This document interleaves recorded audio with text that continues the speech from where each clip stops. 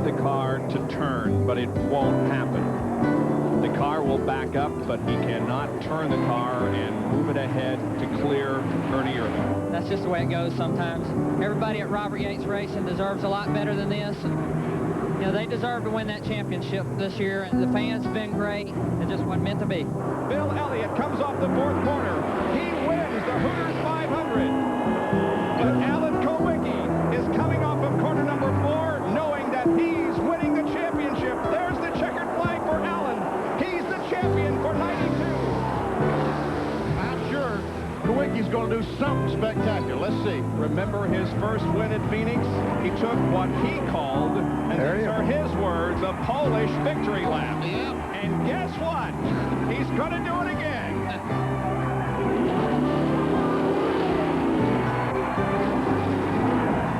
This truly is a dream come true. I hope that in the year to come I will be a good representative. I hope that when 1993 is over, that people at Winston, the people at NASCAR, and the competitors all look back and say, we were proud to have him represent us as our champion.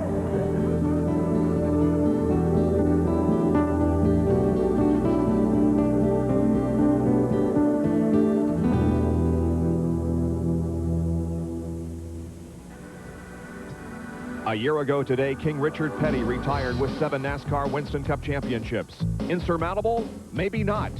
I think I came along at the right time. I don't know if anybody will ever come along with the circumstances as good as what Richard Petty did. To me, he's a true champion because he wins championships by racing for championships. He doesn't stroke around to try to make points and stuff. He goes out there and wins the races.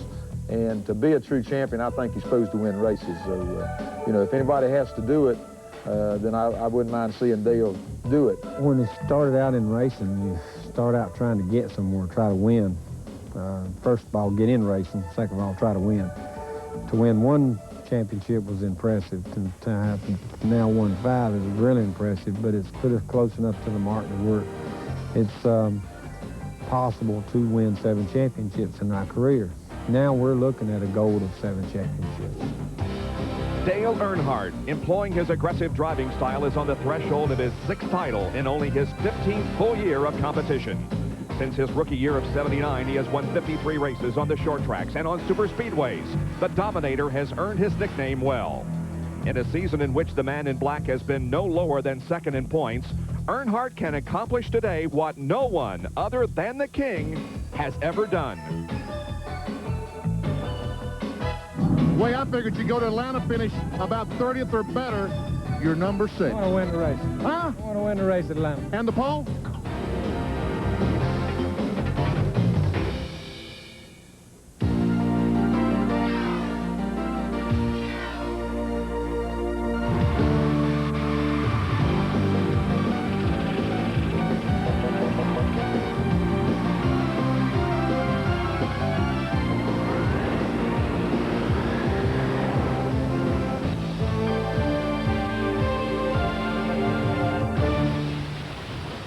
ESPN, the world's leader in motorsport coverage, welcomes you to Atlanta Motor Speedway in Triple Championship Weekend. The final race of the '93 season, the Hooters 500. It is cloudy about 20 miles south of Atlanta here at the racetrack, but the forecast is for no rain. Hi, everyone. I'm Bob Jenkins. In about 4 hours' time, we'll know who the champion is for the 1993 NASCAR Winston Cup season. The point standings will show you that Dale Earnhardt has a 126-point lead on Rusty Wallace. Kyle Petty is looming just outside of the top 5, and with a good finish today, could move as high as 4th. But it is not over yet. Dale Earnhardt can wrap up the title with a 34th or better place finish, but remember, last year he finished last in 3 different races. And it's not over because remember what happened here at the race last year. Just as the cars came across the line to complete lap number 1, there was trouble, triggered by those starting in the front row, Rick Mast and Brett Bodine. There was a huge melee down in turn number 1. Several cars were involved. And for 2 of the drivers, the race was over, including Bodine. Since practice began here on Friday, we've seen several in the wall. Ken Schrader crashed on his qualifying attempt, and he had to go to his backup car. Jeff Gordon's accident in practice destroyed his primary car, and he too was forced to a backup. Even Earnhardt himself started off his championship quest with a meeting of the second turn wall. He got out of the car under his own power and limped to the ambulance. But after a checkup in the infield care center, Dale let us know that he was unhurt and undaunted in his championship quest. I guess you could say so far his weekend has been a tale of two cars. For more on that, here's Dr. Jerry Punch. Thank you, Bob. Actually, it could be called a tale of three cars. You know, Dale's dad, Ralph Earnhardt, couldn't be here to see his son be so successful, so it's seemingly appropriate that an associate sponsor by the name of Mom and Pops would pay the freight for a third race car to be here in Atlanta. Neil Bonnet has an identical Chevrolet Lumina starting back in 35th spot. Why? If this car doesn't crank, Dale will jump out of this car, run back and jump into that one that's been set up for him, and try to win a championship. Now let's talk to the possible six-time champion. And Dale, it's a 126-point margin. How do you play it today? Well, you'd probably look on the safe side to start with, but once the mathematics will work out, we want to try to go up here and win this race. I feel like the car's good enough too, and you know, the manufacturer's cuts on the line. We'd like to do that for Chevrolet, but most we'd like to win that championship with Goodwrench and our race team. A lot of concern about the slick racing surface and some of the sealer that's been put down? A whole lot on my part anyway. We done lost one car, so we'll be okay. Well, they're planning for Richard Childress' team to have anything happen, they will be able to fix it. At least they hope so. For more, here's our John Kernan. Well, the Richard Childress racing team has left no stone unturned in their search for that $1 million championship. They brought a truck down with every conceivable spare part you might need to rebuild a race car. Now, also, let's say if Earnhardt would back it into the wall, they've got a frame machine. They can straighten out the frame just as good as new and do it pretty quickly.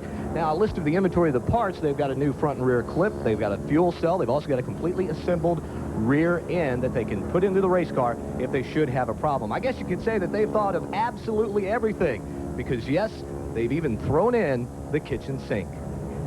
And Rusty Wallace has thrown about everything except the kitchen sink at Dale Earnhardt's team to try to beat him for the championship. Rusty, you start right beside him today in 20th spot.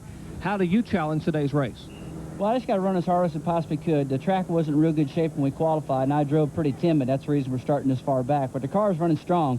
I believe I got a car that can win this race, and so, you know, I'm going to have to run hard, and I think Dale will probably take it easy a little bit until some more cars fall out until he feels like he's got the thing locked up. But my game is run as hard as I can, hope he has some problems real early, and just do everything I can. And if I come up short, hey, I can still say I had a great year because I'm just thankful for what all the fans have done for me this year, sticking behind us, and it's been a great year. A couple tragedies, and it's terrible, but I'm looking forward to run this last race and trying to win this thing for everybody. And if he would win it, it would be his 10th win in 1993. But there's more at stake here besides the Winston Cup Championship. A lot else up for grabs. For more, here is Ned and Benny. You're right, Jerry. There is a lot more up for grabs. There are a lot of drivers who are trying to get higher in the point standings or either preserve the position that they have going into this race because there's a lot of money at stake in the different positions in the point standings. And not only money, points positions, but careers are on the line today. Let's look at the 12 car. Jimmy Spencer qualified 5th. Spencer's moving on to a good ride. The 12 car does not have a driver or a sponsor. If they could win the race, maybe they could pick up both a driver and a sponsor. Bobby Hamilton qualified 6th today. And this guy doesn't even have a ride in 1994. If he could win today or run well, maybe he could pick up one of the rides that's available, maybe even the 12 car. How about Jeff Bodine? He qualified 11th in the car he bought from Alan Kawicki. He still hasn't a sponsor for 1994. Jeff Bodine really needs to run well. Let's go back to Jimmy Horton. He qualified 14th, and Horton's been looking for a sponsor for about a year and a half now. Maybe a good run today would mean a sponsor for Horton. And how about Rick Wilson? He qualified 36th. He's leaving the STP Pontiac, has nothing, is looking for a ride. Maybe a win today or a good run can get him a ride for 1994. And one other thing, we're talking about those point standings, getting on the stage at the awards banquet in New York in a couple of weeks. Only the top 10 in the point standings get to go up on stage. And believe you me, that means a lot to a lot of drivers. So there's a lot of them that are fighting to get into the top 10. Now, Bob, there's one guy starting way back in the field, Mark Martin, back in 32nd position. I think he's going to make some excitement for us early in this race. We'll certainly watch for him, and he will carry one of our in-car cameras. For the 30th and final time of 93, the command has been given. The engines have fired. In a moment, we'll be ready. ESPN Speed World is being brought to you by Hooters Restaurants, always delightfully tacky yet unrefined. By Haviland Formula 3 Motor Oil, add more life to your car. And by AC Delco Automotive Parts. AC Delco, it's like buying time.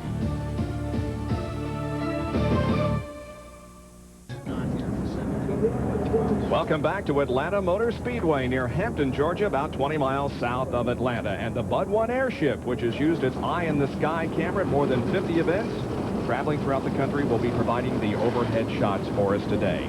The cars are running, and they will be pulling away in just a few moments. But right now, let's take a look at the track that they will be competing on here this afternoon. It is a 1.522-mile oval. The pole speed was 176.902. Time, 30.973 seconds. Will go 328 laps, and the field separated by just about 5 miles per hour. Well, there's a look at Atlanta Motor Speedway, and the pits are located only on the front stretch here. The turns 1 and 2 are banked at 24 degrees. The backstretch is banked at only 5 degrees. The length of the backstretch is 1,320 feet. Similarly, back in turns number 3 and 4, the banking is also there at 24 degrees. And the front stretch banked at 5 degrees and 1,320 feet, but there's a lot of turn in this racetrack, Benny. Yeah, 1,320 feet. The straightaways, the turns, that means they're 2,640 feet because they're exactly twice as long as the straightaways. The turns a half-mile long and the straightaways 1/4 mile long. So a very physical racetrack for the drivers here today. A record crowd is on hand here for this wrap-up of the 93 season, and now the cars begin to pull away. There are 42 starters in this event. Look at the crowd that's gathered here. They've built more stands since we were here last, and each and every seat is filled as we watch to find out who will win not only this race, but the Winston Cup Championship for 1993. And the balloons have been released from the infield, or are being released. Orange and white, the colors of Hooters, the sponsor of this race, and a beautiful sight as we get the shot from Bud 1 airship as they fly high overhead Atlanta Motor Speedway. One of the concerns that they had that the 3-car might not fire, well, let me tell you, it did start. Earnhardt is on his way. Here's the starting lineup for today's Hooters 500. The pole sitter is Harry Gant, his first pole since September of 1991 in North Wilkesboro.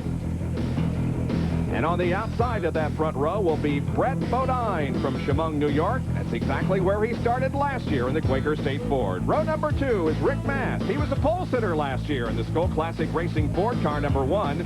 Outside the second row, his best start, Ted Musgrave from Franklin, Wisconsin in the Jasper Engines U.S. Air Ford car 55. The third row, Jimmy Spencer in the Meineke Ford car number 12. And outside, Bobby Hamilton from Nashville, Tennessee in the Phenaloop Ford car number 20. The fourth row, the Texaco Haviland Ford car number 28, driven by Ernie Elliott. And outside will be Bill Elliott from Dawsonville, Georgia in the Budweiser Ford car number 11. The fifth row, great start for Rich Bickle from Edgerton, Wisconsin in the Bullseye Ford car 45. To his outside will be Jackson, Mississippi's Lake Speed driving the Motorcraft Ford car number 15 with a new paint job. The sixth row, Jeff Bodine from Chemung, New York in the Family Channel Ford number 7. And then the Heilig Myers Ford car number 90 driven by Bobby Hillen from Midland, Texas. Seventh row has Ricky Rudd in the Tide Chevrolet. He's from Chesapeake, Virginia. And Jimmy Horton in the Wheels Race Card Chevrolet car 32. The eighth row, Jeff Gordon in 24 and Morgan Shepherd in 21. The ninth row, Jimmy Hensley in car number 4 and Dick Trickle in 41. 10th row, there are the two championship contenders, Dale Earnhardt on the inside and Rusty Wallace on the outside. And Ken Schrader wrecked in practice. Of course, he was the fastest qualifier the second day, so he'll start 21st. Phil Parsons taking over for Todd Bodine, who wrecked yesterday in the Busch race here and not feeling too well today. But Benny, some good cars starting back in the pack. Some tremendous cars. When we get on, as you see, we go through the lineup, you'll see a lot of cars. Michael Waltrip, Bobby Labonte, Dale Jarrett, Terry Labonte in 15th, 16th row.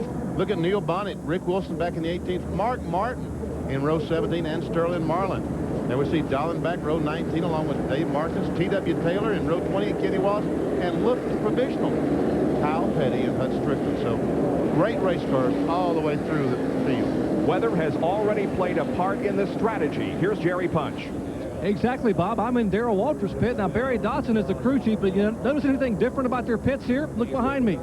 There's no crew here. In fact, just Stevie Waltrip, Darrell's wife, on top of the box because the crew has not been able to land because of fog at the airport. And Barry just asked Stevie, do you want to change the inside or the outside tires? But seriously, they have a problem. The spotter for the 5 cars in here, Jack Roush, has 16 guys missing right now.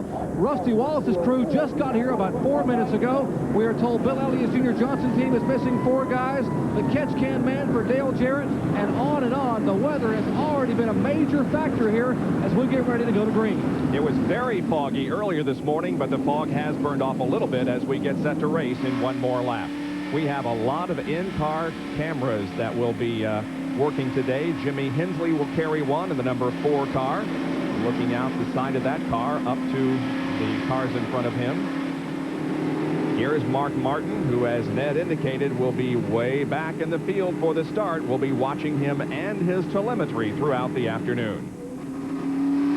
There is Jeff Bodine, who will also carry one of the in-car cameras, sponsored by Orkin. Their car, driven by P.J. Jones, did not make the race, so the Orkin people have moved the in-car camera to Jeff Bodine's machine. Here's a number 15 car that will be driven by Lake Speed, and we also will have telemetry with that car. We've got a lot of in-car cameras to show you all the action. We'll take a quick break and be right back with the start of the Hooters 500 from Atlanta Motor Speedway. Stay with us.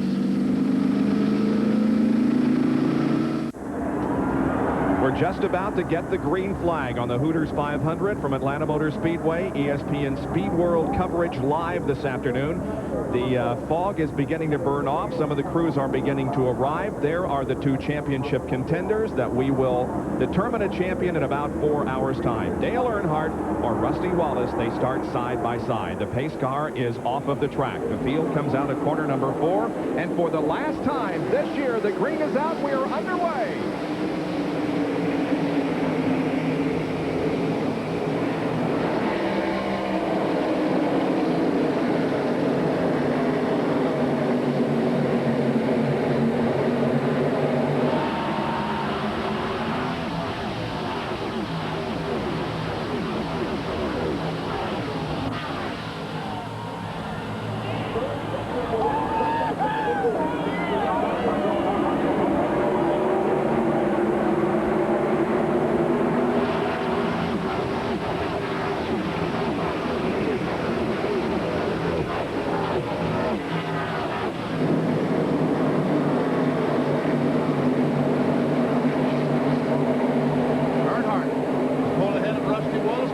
Position alongside Dick Trickle. He's got the 68 car of Greg Sens between he and Rusty Wallace.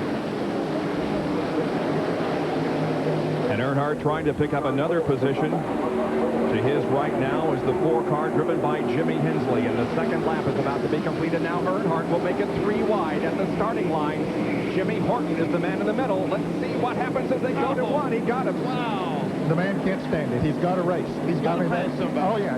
That's just his nature. He's just got to go.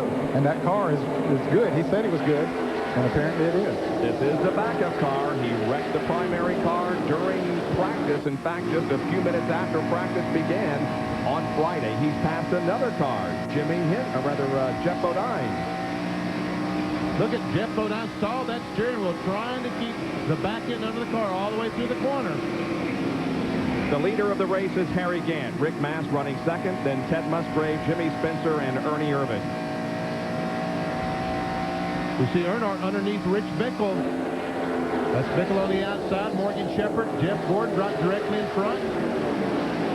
Boy, Earnhardt is moving fast. Now he comes up on Morgan Shepherd in 21 and Jeff Gordon in 24. Looking back on Earnhardt from Morgan Shepherd's Ditko Ford. Oh, man. Did he say he was going to take it easy? Didn't I think I thought I heard you say he was going to take it easy. Yes, that's his version of taking it easy. Here's Jerry Punch on pit road at Earnhardt's pit. I talked to the engine builder for Richard Childress, Danny Lawrence. He said, you know, ordinarily when you're trying to win a championship, you back down on the timing, run a little richer jets, and put a different gear in the car to make the car run conservative. But we said, hey, Dale said he would take care of the car, wouldn't run many RPM, so we went ahead and put the regular gear, the regular timing, and we set up to win the race here. Dale said he would look after the car early on. Well, apparently, he's looking after it quite nicely. Let's check in with John Turner. Jerry, another Childress car that was piloted by Neil Bonnet. He's pulled it into the garage area. They've run a few laps. They're going to sit it down in the garage area, and we'll have some parts on it just in case they run into trouble that they could potentially switch. So, in order to help a fellow Chevrolet team, we told you Darrell Waltrip's crew is having a problem getting here. Dale Earnhardt, Busch Grand National crew, Tony Uri and the gang, we're going to pit for Bonnet today.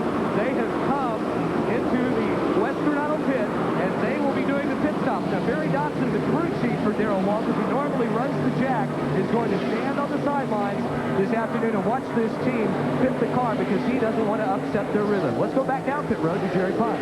And John, that 31 car that's now in the garage area is set up not for Neil Bonnet, but for Dale Earnhardt. It has the springs, the shocks. It has Earnhardt set up. That's why Bonnet didn't qualify that well. The car is set up exactly how Dale wants it. So if he just pull the car apart, he'll have to change nothing at all except put it on the primary car. Dale Earnhardt has moved to 11th. Now he challenges Brett Bodine for 10th position. Rusty Wallace is back in 20th, where he began this race. And there's the leaders. There's Ernie Irvin, who's fought his way up to 3rd spot already. Ted Musgrave with a great run in the car number 55, challenging Irvin down on the inside, trying to take over 3rd position. Ernie just passed Musgrave the lap before. Now Musgrave comes back. They are wheel to wheel into turn 1. This is the battle for 3rd spot. A little bit of contact between those two, I think. Musgrave the advantage now on the inside. And that's Jimmy Spencer right behind them. Of course, Harry Gant is the leader, and Rick Mapps is in 2nd place. The Skoll car's out front. Here's Spencer now trying to move up on the outside of Musgrave. This becomes the battle for 4th position now. Jimmy Spencer and Ted Musgrave. Bob, I think some of them were perhaps a little apprehensive about the 2nd groove here and moving up there. However, there have been 2 races here, the ARCA race on Friday and the Busch race yesterday, which has helped to work in another groove, but still they were a little concerned about getting up in that 2nd groove, but not Jimmy Spencer. He drove right on up there and went around. Both of our 2 previous races here on Triple Championship Weekend have been filled with accidents, ARCA and BGN. Let's hope it isn't that way today. Here is Wallace, now trying to move to the inside of Bobby Hamilton. Just ahead is Jeff Bodine as Rusty picks up 1 spot. Looking back out of the back of Jeff Bodine's Orkin Family Channel car and Rusty Wallace. Miller Genuine Draft Pontiac. Will we be able to say that next year? Oh, look at how he comes off that corner, does Rusty. Got a good run off the corner, moves on the inside of Jeff Bodine and takes that position with ease. So now Rusty begins to pick off the positions in front of him as Harry Gant continues to lead. Mass 2nd, Irvin 3rd, Spencer 4th. Bill Elliott is in 5th. Ted Musgrave in 6th position. We're riding with Jeff Bodine.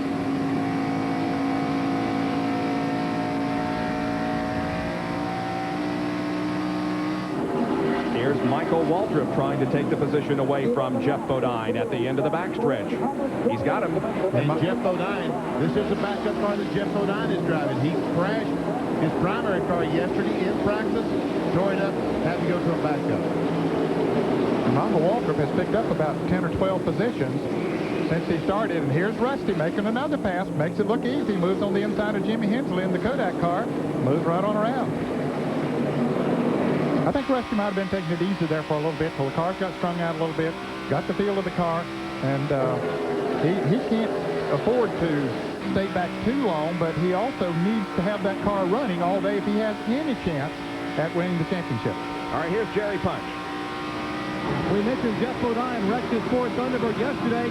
They rolled the backup car out to try to use it in today's race, but decided they would stay until 8:30 last night and fix the primary car. So this morning they made a decision to race the primary car. They had to fix the left front side, the front clip, the left side suspension, the entire left side sheet metal. But this is the same car. Unbelievably, it's the same car he smacked the wall with about 5 o'clock yesterday afternoon. Wow, they told me last night you wiped the car out. What a great job the crew did in fixing that thing. Rusty Wallace has moved to 15th, but ahead of him is the potential champion for 93, Dale Earnhardt, who has passed Jeff Gordon now. Up front, it continues to be Harry Gant, the leader of the race, who has a rather comfortable lead at the moment over Rick Mast, who is running in second spot. The Jackson brothers must be delighted. This is Leo Jackson's car leading, and Richard Jackson, his brother, his car is running second. Here comes Ernie Irvin in third, and in the battle for fourth position, Bill Elliott beginning to show some muscle. He, of course, is the defending champion of this event and missed the championship by inches last year in that great and historic race with Alan Kulwicki. We've been green all the way for the first 15 laps. As we watch this, let me just tell you that Jeff Gordon just passed Dale Earnhardt, so Earnhardt has lost a position after picking off several. It's Gant, Rick Mast, Ernie Irvin, Bill Elliott, and Jimmy Spencer in the top 5 at the moment. There is the leader coming out of turn 2. There he is, going down the backstretch. Handsome Harry Gant is the leader of the Hooters 500. We'll be back with more live coverage from Atlanta Motor Speedway in a moment.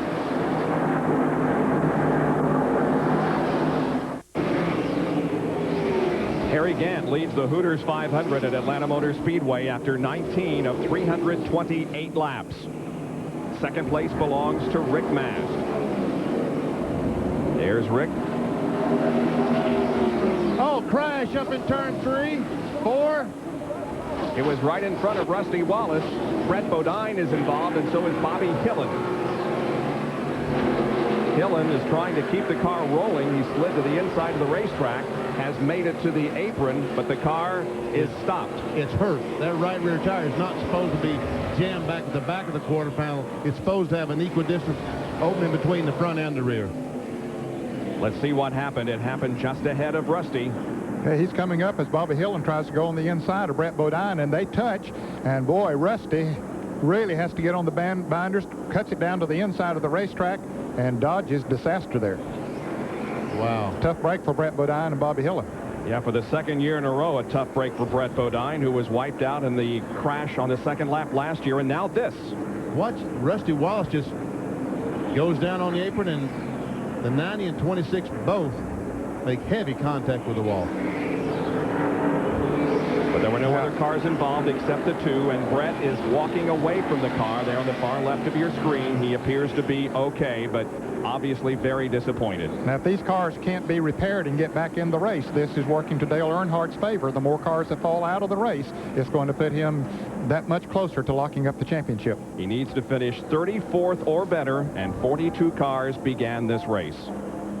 We are under caution for the first time this afternoon on lap number 21. And if Rusty Wallace does not lead the most laps, does not win the race, then that moves Earnhardt up to about the 37th, 38th spot they'd have to finish. And already, if these two cars stay out, that's 3 cars that have fallen out. So the worst he can finish right now would be 39. So it's working in his favor. Yes, it is. Now. Pit stops are going to be happening here as the field flanks off from the pace car. Just about everybody, it seems, is going to be coming in for a stop. When you say everybody, Rick Corelli's not going to come in because he's a lap down. He can't come in legally. And Dale Jarrett is not going to come in. He's probably going to stay out there and lead a lap. And he'll have to go probably the next time around. Yes, he will. But he's probably going to do that just to lead a lap. He was back pretty far in the field anyway. Triple split. It's Gant on the top, Rusty in the middle, and Dale on the bottom. And we're timing each of their pit stops as the crews work on the respective cars. Already on the left side of Harry Gant and Rusty Wallace, and now they're on the left of Dale Earnhardt's car. Gant is rolling in 19.2. Rusty took a second less, and Earnhardt just slightly slower than Rusty Wallace, but good pit stops for all three. Now we see Bill Elliott's going to come out in second. Ricky Rudd is third. Jeff Gordon fourth. Rick Mast fifth. Jimmy Spencer sixth. Morgan Shepherd seventh.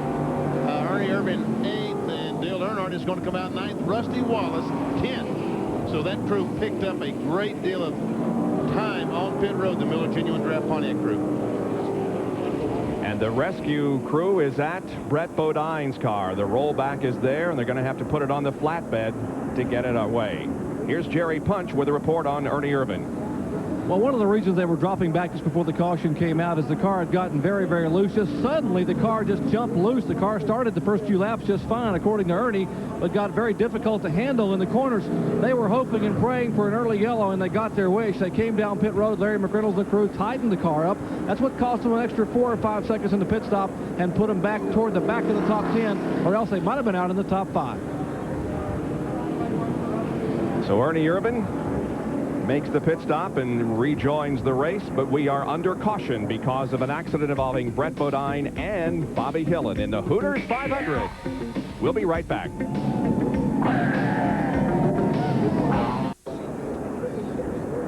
Our eye in the sky today is the Bud 1 airship with camera operator George Shaftsma hovering about 1,000 feet over the racetrack. This Ambassador is powered by twin Porsche 930 engines piloted by captains Tony Stevenson and Bill Clark. And you can see there's a little bit of break in the clouds now as looks like the sun may be out soon. Well, here's a look at Lake Speed as he is under caution and sort of relaxing a little bit while the cleanup continues over the third and fourth turns, and now Dale Jarrett has come in. And they stayed out there for 2 reasons, Bob. One is to lead a lap to get 5 bonus points, trying to stay in 4th place in the Winston Cup point standing. They needed to take a rubber out of the right front spring, or either put one in. I'm not sure which they were doing. They knew it was going to take them a long time to do that. It was going to go to the back anyway. So pretty good strategy on Jimmy Makar's part there to do that. They got those 5 bonus points, so could help them stay in 4th place in the points. Yep, he's in a tight battle with Morgan Shepherd. Kyle Petty is right there also, but Dale Jarrett rolls back out into competition. There is Earnhardt, and Wallace is just behind him. They will be nose to tail when the green flag comes out to resume this event in just a few moments. 24 laps have been completed, the top 5. Harry Gant, Bill Elliott, Ricky Rudd, Jeff Gordon, and Rick Mast.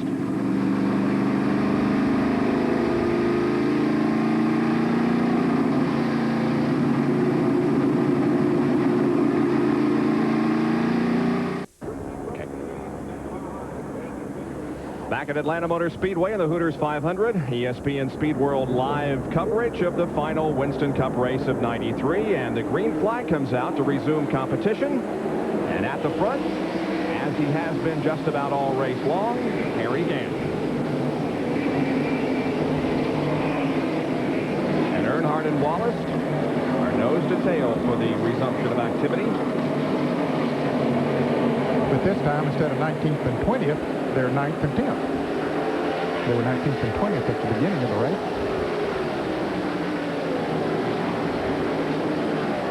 Brett Bodine was one of the 2 cars involved in that incident, and John Kernan is with him.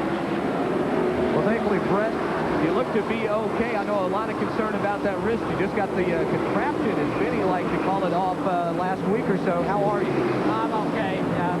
Just real confused on what happened over there. My car had been pushing real bad. That's why I was driving back through the field, and I just wouldn't turn in the middle of the corner. And I saw Bobby and Rusty running side by side, so I just backed off a little early to let them get in there. And next thing I know, I was turning around backwards. Cars are really unstable with these new spoiler rules, and I just don't think it's the right way to go. We have a crash here. We'll be back next year. Jeff Bodine is involved in a crash along with Schrader and Spencer.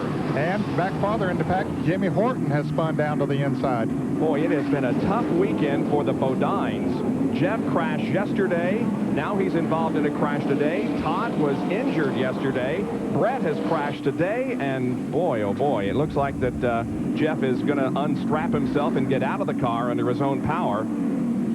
He's disconnecting his radio right now. Schrader is going to drive away, and so will Spencer, and Jimmy Horton is also moving. So it appears as if the only car that will suffer perhaps terminal damage is Jeff Bodine. Here is the replay. Rusty Wallace is under the 12 car of Jimmy Spencer, and if Jimmy gets just a little bit high, Gets the car out of shape, loses control, comes around right in front of these guys. There's nothing that, looking for Jeff Bodine, there's nothing he can do. Michael Waltrip was blessed to get to that hole before he closed. Now as he come back across, Trickle does a great job, just kind of slow, and wait until the hole opened up to go through it, as does Jimmy Hensley and all the other guys. Jeff Bodine has got to be reconsidering his decision to be a car owner. This is the 4th crash in the last 7 races he has had as owner of this team. And again, he was doing nothing wrong today, just riding along. Wasn't his fault. Now watch Spencer slide up the racetrack and hit the wall. This is from our speed shot right at the start-finish line. There were a lot of drivers that were very heads up there getting their cars slowed down so they could get them under control. Jeff's walking away. He'll make the mandatory visit to the infield care center just to check him over, but he appears to be in fine shape.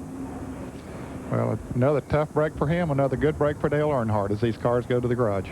And now from the in-car camera, watch and listen.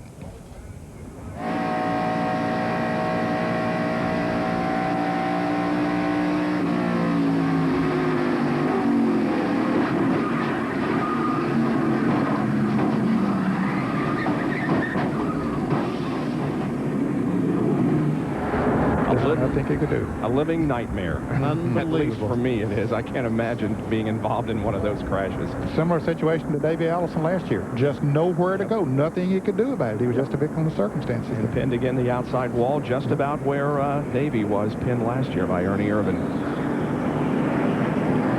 Boy, the Bodines again with a tough weekend. The most injured of the 3, Todd Bodine, and Dr. Punch has an update. Doc? Well, we all saw Todd yesterday hit the wall a ton up in turns 3 and 4. Now, he was taken to Georgia Baptist Hospital in downtown Atlanta, where he spent the night. His injuries, he has a fracture involving the outside of his hand, what they call the 5th metacarpal, the bone leading up to his little finger and the outside of his hand. We thought he may have a broken shoulder. That x-ray was negative. His shoulder is okay. Severe bruises there. They did a computerized scan of his chest and his head. He does have a mild concussion and was admitted there last night. Now, we are told by the crew in somewhat jokingly fashion that he was going to be here today. They said, Todd told us if he has to find a nurse's uniform and sneak out of the hospital, he's coming to the racetrack. He was feeling that good this morning, so that certainly is good news for the youngest of the Bodine brothers. Yep, but again, a tough weekend for all 3 of the racing Bodine brothers. And so the family Channel Ford is badly damaged, at least in the front end, and apparently will be unable to continue. Yesterday, however, the family channel unveiled its new colors for 1994. Jack Roush there on the left, along with the new driver, Ted Musgrave, and this is what his car will look like. Not bad, huh? Not bad at all. Very pretty. Number 16. And folks, we will update you throughout the day on what's going to happen to, or what we think is going to happen to most of the cars here today. John Kernan is with Kenny Schrader, who was also involved in that incident. Well, Kenny, it's been a tough weekend for you guys on the first lap of qualifying on Friday, and now this car is torn up pretty good. What happened? Rusty had just passed Spencer, and I was like on his left rear, and Jimmy just got loose. I mean, you know, the car just started coming around for him. It took a long slide. Most times they'll slide up and go across, you know, but he just kept that same glide pattern, and we got into him, and then they started piling up behind us, you know. There's just nothing that anybody can do when it happens at that point. Jimmy just got loose, and you're long, you know. You turn right and try to save it, but you're not going to get it gathered back up. What about your professional opinion here? You guys going to be able to get this car back out? It looks beat up pretty good. Well, I imagine we're going to get back out here. We'll kind of evaluate what we're at. We can't gain anything in points, and if this one spot we can lose, this already hurt us, so we'll just have to see.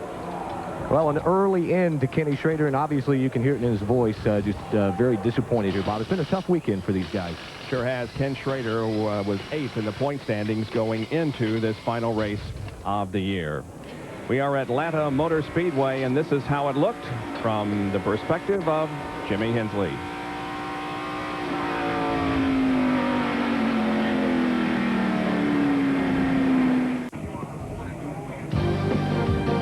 ESPN Speed World is very happy to present a tremendous weekend of racing here at Atlanta Motor Speedway. Triple championship weekend. ARCA Busch Grand National, and today, the NASCAR Winston Cup title will be decided. John Kernan is with Jeff Bodine. Well, Jeff, it would be an understatement to say that this weekend has been particularly tough on the Bodine family. You look to be okay, though, are you? Yeah, I'm okay. Brett's okay. My mother and father back home, I know they're going crazy. Todd's okay. They're keeping him, looking at him a little bit more, but he's fine. Matt and Barry, they're back home watching. I'm fine. You know, Kathy and I, we don't know what's happening here. Things started out so good when we bought this team. We won the Sears Point race in the 15 car, and really thought this was going to work out just fine. It will eventually, but boy, this has been tough here lately. We appreciate what the Family Channel's done for us since we've taken the team over. They've really helped us. We wish we could have run better and won some races for them. But we're still looking for a sponsor for next year. We're not giving up. We don't have one, but we're still in business. All those rumors about we're closing the doors, we're not closing the doors, even after a weekend like this. We love this sport. We're in it for keeps. So this is racing, I guess, but boy, it's been hard here lately. Sure has, and hopefully something will develop for them so we can see them with that car painted up with a full sponsorship at Daytona in February. Jimmy Spencer also involved. Let's go to Dr. Jerry Punch. And he still sits in the pits here, John. The car looks a lot worse than it actually is. The sheet metal has been up quite badly on the car. They pulled some of it away. That will affect the aerodynamics of the machine. Also, the towing has been in the front of the car. And apparently, Jimmy Spencer did confirm what Kenny Schrader told us a minute ago. The car just got loose. It came out from underneath him as they were coming off the turn out of turn 4.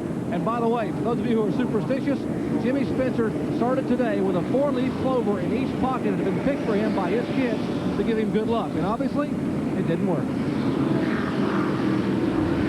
Well, while we have a break here in the action as the cleanup continues, we will tell you about tonight's football game. We hope you'll be with us at 8 o'clock tonight. ESPN's coverage of the National Football League continues as the Bears and the Chargers go at it. That's at 8 o'clock Eastern Time tonight here on ESPN. The Bears. The Bears. Well, they're lined up 8th and 9th for this restart. Dale Earnhardt and Rusty Wallace. So they know exactly where Elfman is going to be all day. Looks like these guys are going to run nose to tail all day long. But Rusty, if he's going to make a challenge, has to get to the front. I mean, right now, if he was to the race were to end and he finished 9th and Earnhardt finished 8th, or Earnhardt could finish 40th, fall out of the race right now, he would be the champion in 1993. But lots of racing to go yet. Oh, yes. And so you never know in this sport. It's only started. Yep, that's right.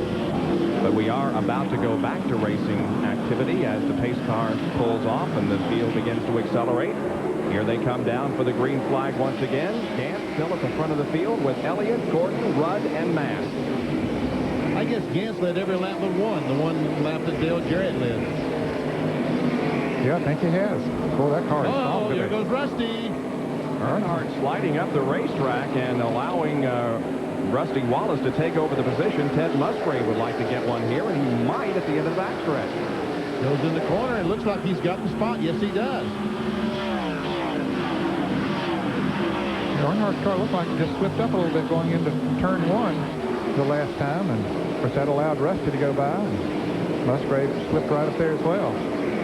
Lake Speed is now right behind Earnhardt. For second place, the battle is between Bill Elliott and Jeff Gordon. This is Jeff's kind of racetrack. He won some Grand National races here, and many people are thinking that perhaps this guy could win today. He ran awfully strong here in the spring. In fact, almost won this race. It got down to a gas mileage award. Morgan Shepherd won the race, but he was very, very strong. He and Rusty Wallace were the class of the field that day after Mark Martin went out. Will more than likely earn Rookie of the Year honors. Dale Earnhardt appears to be back up to speed as he has passed Ted Musgrave. Back to Jeff Gordon. You know, if you believe what you read, I've never asked Rick Hendrick this, but what they say in the racing papers that here in Atlanta is where Jeff Gordon was hired by Rick Hendrick. He walked down the corner and watched this kid drive a Busch car through the corners and said, I've got to have him drive for me because he has no fear whatsoever. Right now, he's driving that Winston Cup car pretty well through the corners. He's battling Elliott for second position, hasn't been able to get it yet. Meanwhile, behind them, several cars race for position, including Ernie Irvan, Ricky Rudd, and Morgan Shepherd. Morgan won the race here in March. Right? Did you just say that? Yep, he sure did. In fact, he has 4 victories in Winston Cup competition. 3 of them have come here at the Atlanta Motor Speedway. That's right. Wow. Yep, he's won the spring race on 2 different occasions and won this race in 1990.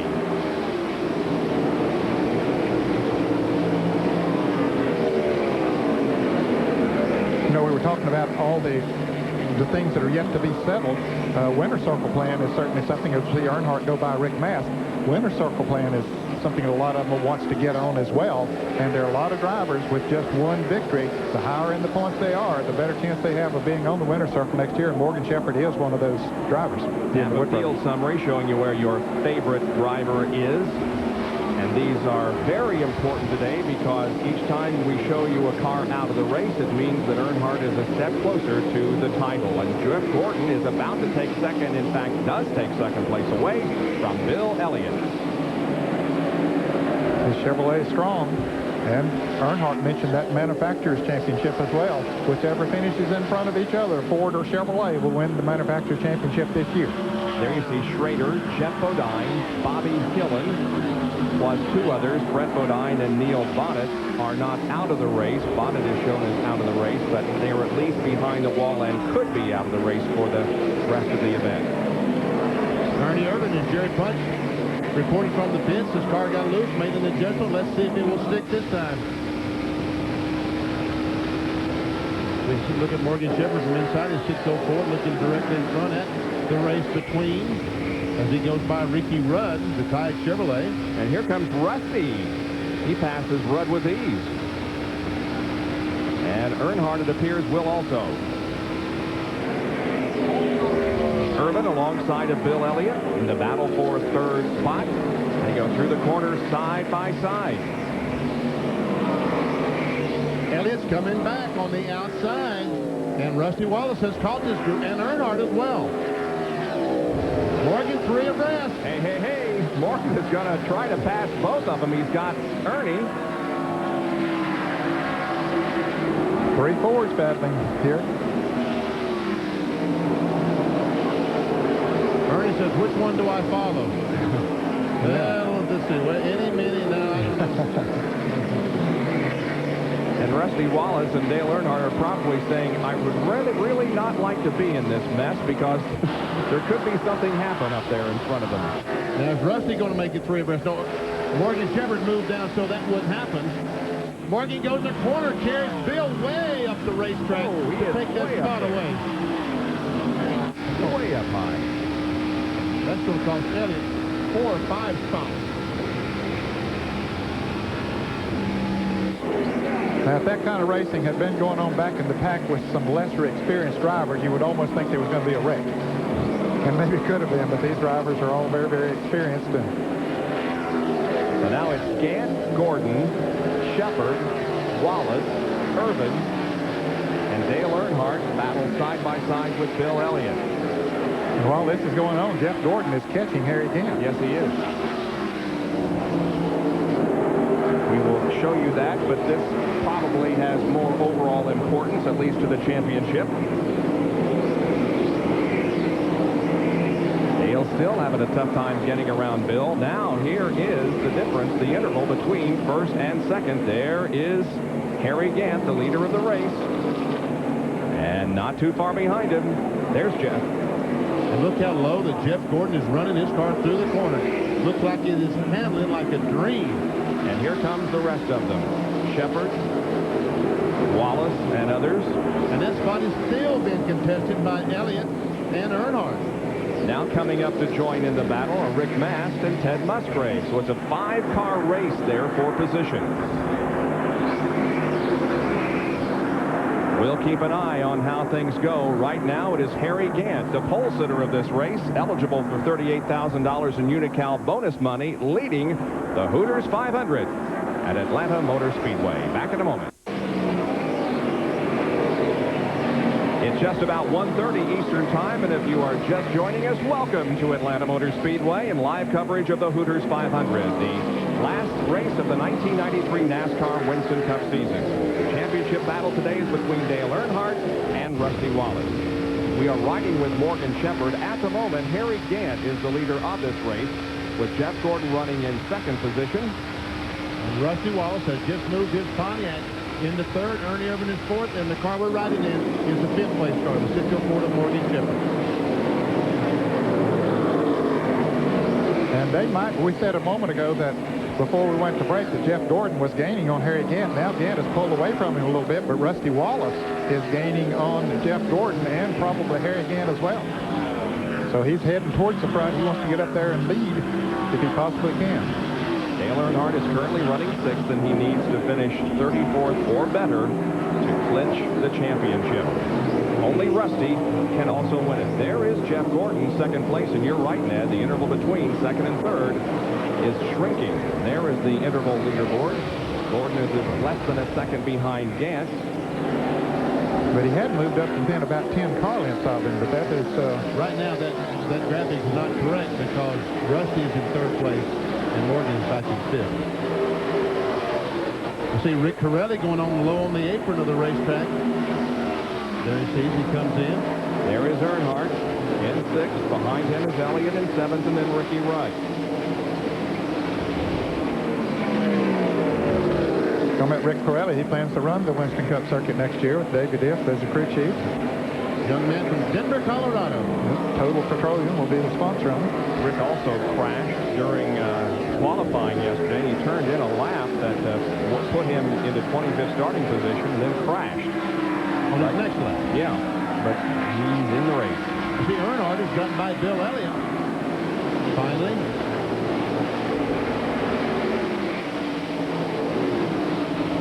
Jeff Gordon continues to hang on to second place. You know, each year, McDonald's awards $50,000 to 3 drivers that are chosen by the fans. Who are they? Well, the 2 championship contenders, Earnhardt and Wallace, and the 3rd member of the all-star team from McDonald's is Jeff Gordon. What a tribute to that young man to be named by the fans to that all-star team, McDonald's all-star team. Immensely popular young driver. He is that. Boy, what a future he has ahead of him. Yep. He's got it all. A tremendous amount of talent, good looks, articulate. And a heck of a race car driver, and he's driving a good car. Yes, sir. Got it all. But Rusty Wallace is just about to put him in 3rd position, or at least Rusty will try to. He drives under Jeff. Yeah, Jeff's car has gone away a little bit on him now since we talked about him earlier because Harry Gant has pulled away to a pretty good lead on him now. So Rusty takes over second. Wallace is in 2nd position. Jeff Gordon, who again is in his backup car because of the crash on Friday, now to 3rd, and Ernie Irvin is right there.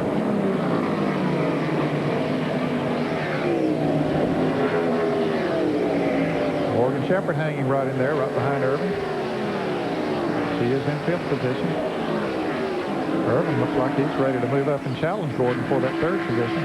Ernie Irvin has scored the most points in the last 5 races, 865, so he's having a great end of the year, building up momentum for a full-out assault on the 94 NASCAR Winston Cup Championship. We ride with Morgan Shepherd. As we watch Ernie Irvin come up, take the spot away from Jeff Gordon, slides right back in front of him. I didn't know if he was all the way past him, but he knew he was because his spotter had told him was. But that camera angle, it's hard to tell. Now it's Irvin, Gordon, and Shepherd. 3rd, 4th, and 5th. Morgan just out for a Sunday drive. But look at how long they're in the corners. And Benny's been talking about this all weekend. But look, he's still turning the wheel. Still going through the corner, still applying G-forces to the body, having to hold his head up. Finally, he's able to relax. Up, back in the corner again. Boy, that old neck gets tired towards the end of the race.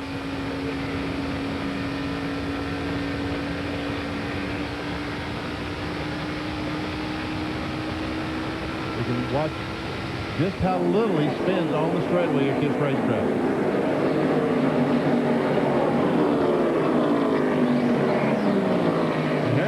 Tell you what, they're not gaining too much on Harry. No, they aren't. He is really, really running good.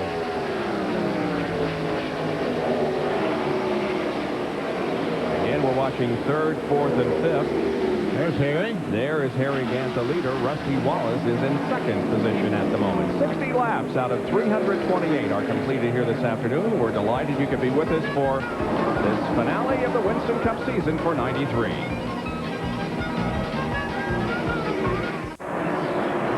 After 64 laps, here are the top 15. Gant, the leader. Then Rusty Wallace, Ernie Irvin, Jeff Gordon, and Morgan Shepherd.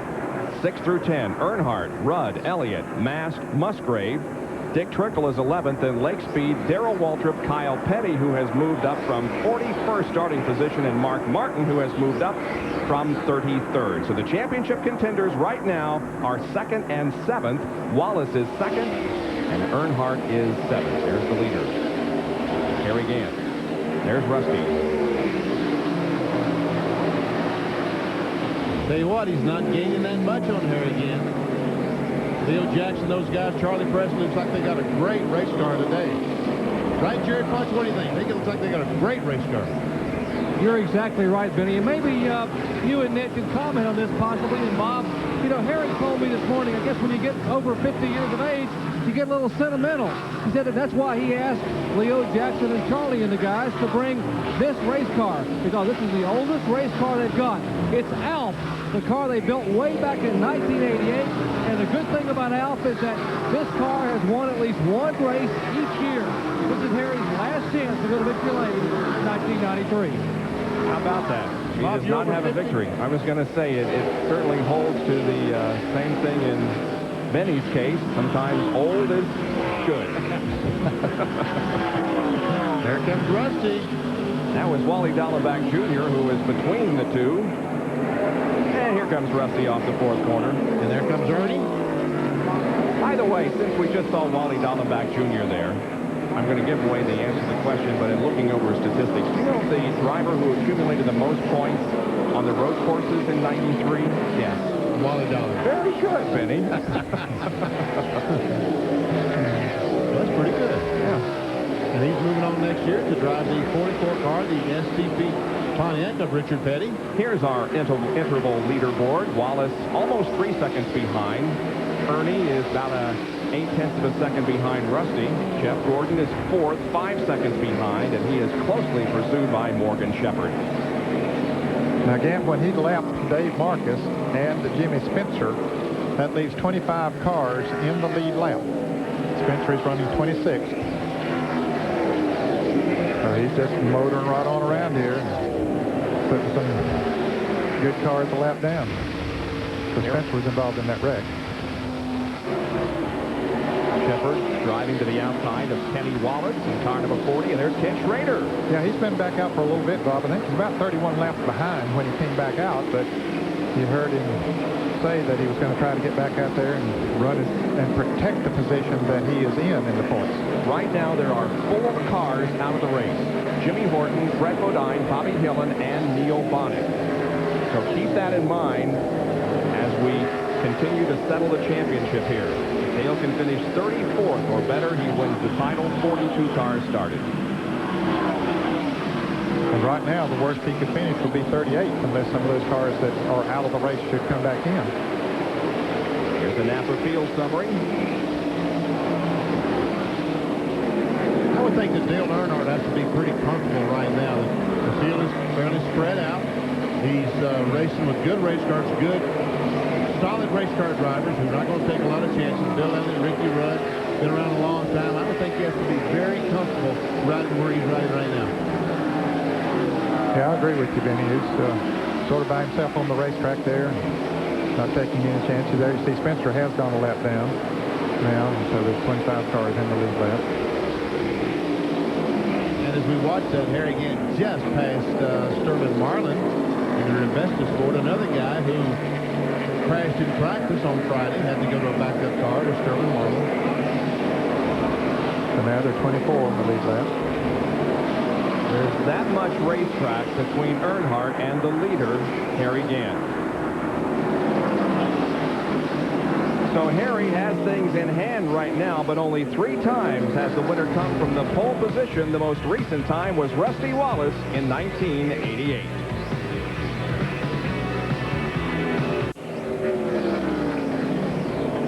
Hooters 500 from Atlanta Motor Speedway and ESPN Speed World coverage finds Harry Gant in the lead, and he has led all but 2 laps today at an average speed of 129.814, slowed by a couple of caution laps, but he is running at about 157. Harry Gant just missed that last corner, folks. As you saw him go through that corner, he missed it. And these guys behind him are gaining on him right now. I don't know what kind of problem that he might have, maybe, but he went down in turns 1 and 2 and just went way high. And watch as Bobby Hamilton closes up right on the back bumper. And Rusty now is just about a couple of seconds behind. Yeah, he's closing in a hurry right now. Harry has some type of problem. Now, they've been out there a while on these tires, Benny, and it's possible, as hard as he has been running, that the tires are just going away. Here's what Benny's talking about. Watch him as he goes in the corner. He goes down. Now that, and yeah, and see as he gets in the corner, it just goes high, and these guys are just... Jerry Punch, what's the problem with Harry Gant? Many of you guys are exactly right. Harry thinks he has a right rear tire possibly going down. Charlie Presley said, Harry just said right rear, right rear. They are watching him. They are only about 4 or 5 laps away from their early pit window. They would ordinarily pit on lap 82 to 87. They're going to try to watch, but they're going to let Harry make the call. So we'll watch the leader as if he decides to come down pit road for 4 fresh tires. And but Rusty Wallace sees this opportunity to get up there and lead at least a lap. He wants to lead the most laps, but he needs to get up and lead a lap to get 5 bonus points. He's driving his heart out trying to get up there to do that. And he is catching him. He passes Bobby Hamilton and cuts that interval. See, Harry's running in the groove right now where the car should be running. And look, there's Rusty Wallace just about a second behind Harry now.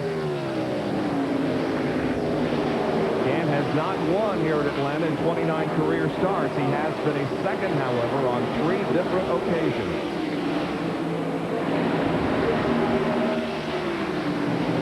And Rusty, you're right. Ned, I just wish that everybody watching today and listening today could put their self in Rusty Wallace and just feel the emotion he's going through today as he drives as hard as he possibly can every inch around this racetrack to lead every lap. Well, Ernie Irvin is catching Rusty Wallace. That interval is shrinking. Now Wallace really comes up on Gant in the 4th corner. He may bid for the lead. At the line, it's still Gant leading this lap. Into turn 1, Rusty has it. But he has to get back to the start-finish line before he can be credited with leading a lap. And that'll be 5 bonus points. That was the first thing that he had to accomplish today, was lead a lap. And now he, technically it was only 121 points behind Dale Earnhardt because Earnhardt has not led a lap. And then the next thing he needed to do was to lead all the laps. And we see pit stops happening. Here is John Kernan and Mark Martin's pit as Rusty does lead a lap. The crew goes to work on Mark Martin's Ford. It will be a 4-tire change. The car started out with a severe push in it. They went the wrong way on the first pit stop. So now they will have to tighten it up with a couple of rounds of wedge in that right rear. Left side tires going on. Now the crew members were missing at the start of the race. They are now here in a pretty good pit stop. 19.9 seconds. As Mark Martin leaves the pit, Harry Gant is on his way in. Let's go down to Jerry Punch. 53-year-old Harry Gant trying to pick up his first win in 1993. His pit window was lap 82. It is lap 81, now 82, as he comes down pit road at 55 miles per hour. The early leader here at Atlanta. Gant will get 4 fresh tires. Remember, he had regularly thought he had a right rear tire going down. He is pitting almost all the way down toward turn 1. Another veteran campaigner from Hayward, North Carolina, takes on right side tires and left side. It will get the car completely full of fuel. Harry sits very stoically in the car. One leg on the brake pedal, the other one keeping the throttle, revving to the car and not wrong. And here's a crash. Ernie Irvin has crashed here on the straightaway. Irvin stops near the exit of pit road. Harry had an 18.9-second pit stop, but is it going to hurt him? Yes, it's going to give him a lap down to Rusty Wallace. And here, watch as Ernie comes off the corner. I wonder if there was some contact between it. No, he just loses control as he comes off the corner right in front of Mark Martin. Goes down, almost saves the car, Ned. Yes, he did. Almost saved it, but then it just went around again the back end, gets down next to the inside retaining wall, and Mark Martin had just made that pit stop. He was coming up to get himself back in the lead lap, and there's Gant going out of the pits. The leader had already gone by, so he's going to be a lap down. Here's another angle. We're focused in on Rusty. Behind him, Ernie in trouble. Maybe Mark Martin coming up that quickly behind him might have taken a little air off the spoiler as he came off of that turn, caused it to get, it was probably already loose with the worn tires he had on, but it probably made him looser yet. Well, it happened in just about the same area of the racetrack that he crashed in last year in a different car. The caution is out on lap number 85. It's our third caution of the day, and he's trying to drive the car back to the pit area, but you can see the sparks coming from underneath. Yeah, he's dragging a lot of stuff off that car, trying to get it back. Rusty Wallace did this at Phoenix and ground the sway bar arm off the car and ended up blowing a tire. And look at all that stuff dragging as he tries to get it back to the garage. Yeah, it's wearing out a lot of metal, and here comes the leaders down pit road. Ricky Rudd, Morgan Shepherd, Dale Earnhardt is coming in. So is Rick Mast and others, including Elliott, Trickle, Musgrave. Let's go to Jerry Punch. Okay, we're going to show you 3 pit stops, 2, 3, and 21. We've got Pontiac, Chevrolet, and Ford, Thomas, Earnhardt, and, of course, the car number 21.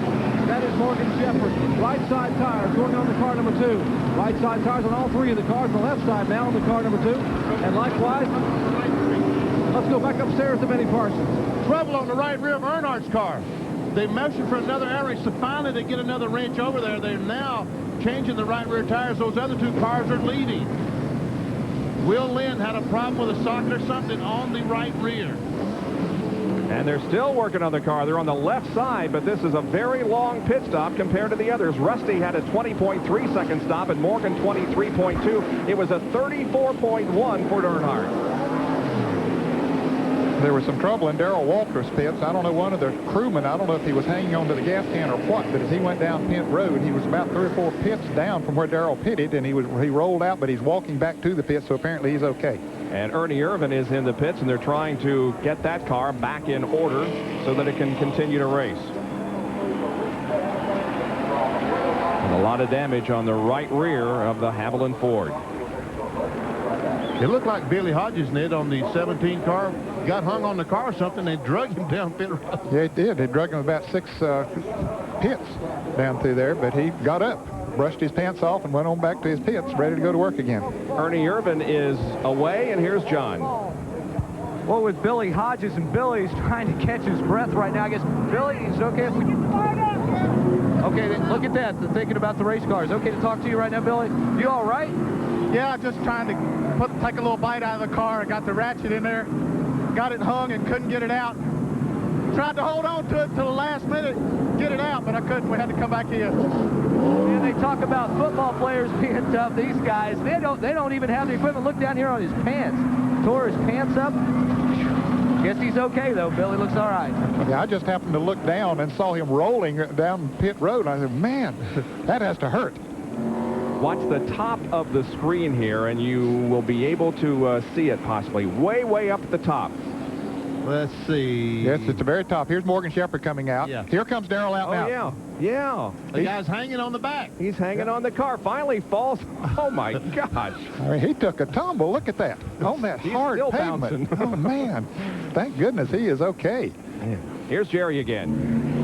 A minute ago, you saw problems with Dale Earnhardt's car. Now, it was a very simple problem, but it cost him some time. Fortunately, it was under the caution flag. This is the air impact wrench they used for the right rear tire that Will Lynn was trying to use. Apparently, a lug nut got hung up inside, and you shook it, couldn't get the lug nut out, so rather than trying to pry it out, absolutely decided to go ahead and change to a different air gun.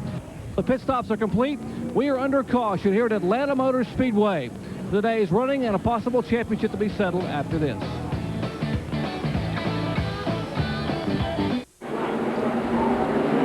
Just about to go back to racing. Green flag competition. There's the pit summary showing you that Rusty has the lead, or rather came out second. Rudd came out in the lead. Shepherd fifth. Earnhardt there. Look at that. He lost 7 track positions because of that problem that he had on pit road with the air wrench. And here's Harry Gant. He was at the tail end of the lead lap, and Mark Martin also was a lap down. He's trying to get back in the lead lap, but Harry Gant has gone a lap down. And Rusty is charging. Look at him. Here he comes, trying to take over the lead. Ricky Rudd goes high. Here comes Rusty on the inside. Battle for the lead between Rudd and Wallace.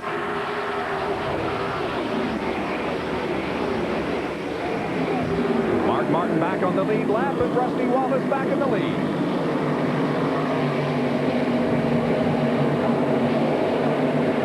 Martin's car has not been up to what I personally expected it to be today. He started back in 33rd position. I thought he would move up through the pack. He was running about the middle of the pack before he made that pit stop, got a lap down. Here comes Rusty trying to put Martin a lap down again. It seems after those new tires go away. He does. Look at the racing back here behind Rusty. Dick Trickle in the Manheim car on the outside, the 41. Sterling Marr on the inside, the blue and white 8, and Jeff Gordon behind those guys, trying his best to get through that traffic. And Gordon is followed by Ted Musgrave, and there's Earnhardt right behind that group of cars. Right now, Dale is being shown in 11th position. Rusty is the leader.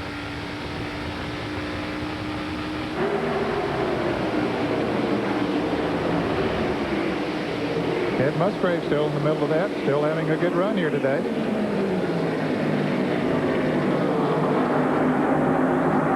From Bud 1, the Bud 1 airship, hovering high above Atlanta Motor Speedway, bringing you the aerial shots. These guys have done yeoman duty the last 3 days. They've been with us for the ARCA race, the Grand National, and now the Winston Cup finale. See, Dale Jarrett went sort of gingerly in there behind Sterling Marlin the lap before when Earnhardt got around, and Jarrett got sideways up turn 3 and 4. I thought maybe there's some oil there. I don't know what happened, but anyway, he's tiptoeing through that corner now. Don't blame him. The season isn't going to end the way it started for Dale Jarrett with that outstanding victory at the Daytona 500, but Dale has had an excellent season. Here's the field summary. There is Kyle Petty. He is trying to move up in the points, came into this event 6th, but only 5 behind Morgan Shepherd in 5th. And Morgan is having a good run, so Kyle still has to improve himself to move up into that 5th position in the points. Morgan being shown in 5th position right now. But Kyle has driven from 41st starting position, and Earnhardt takes a spot away from Ted Musgrave. He lets him get sort of singled out and then takes off. Earnhardt. He was ahead of many of these cars that he's passed here in the last few laps before the miscue on the pits. We documented earlier the weekend of the Bodine brothers. Jeff has crashed out of this race. Brett has crashed out of this race. Todd has been released from the hospital. Here is a good battle between Bill Elliott and Dick Trickle as Jeff Gordon looks on. Good run for Dick Trickle this afternoon as he tries to pass Bill Elliott. This is for 5th position. Trickle has just a little bit of advantage now, and here comes Jeff Gordon, going to make it 3 abreast. Jeff is to the inside of Trickle as they head for turn number 1.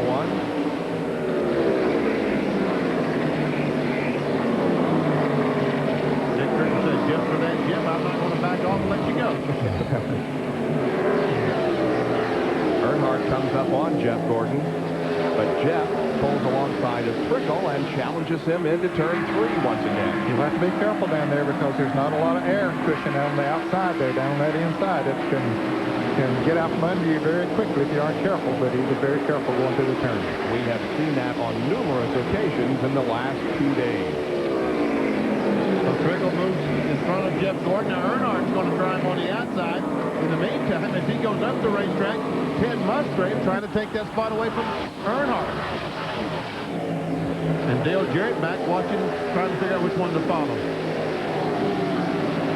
He saw Earnhardt make his move around the 55 car of Ted Musgrave a little bit ago and figured, well, he's going to prevail, but then Ted got back up on the inside. Ooh, they got close, but Earnhardt maintains the position. Here's Morgan Shepherd and Rick Mass, and that is for 3rd. Morgan takes 3rd. So now it's Rusty Wallace, Ricky Rudd, Shepard, Mast, and Elliott.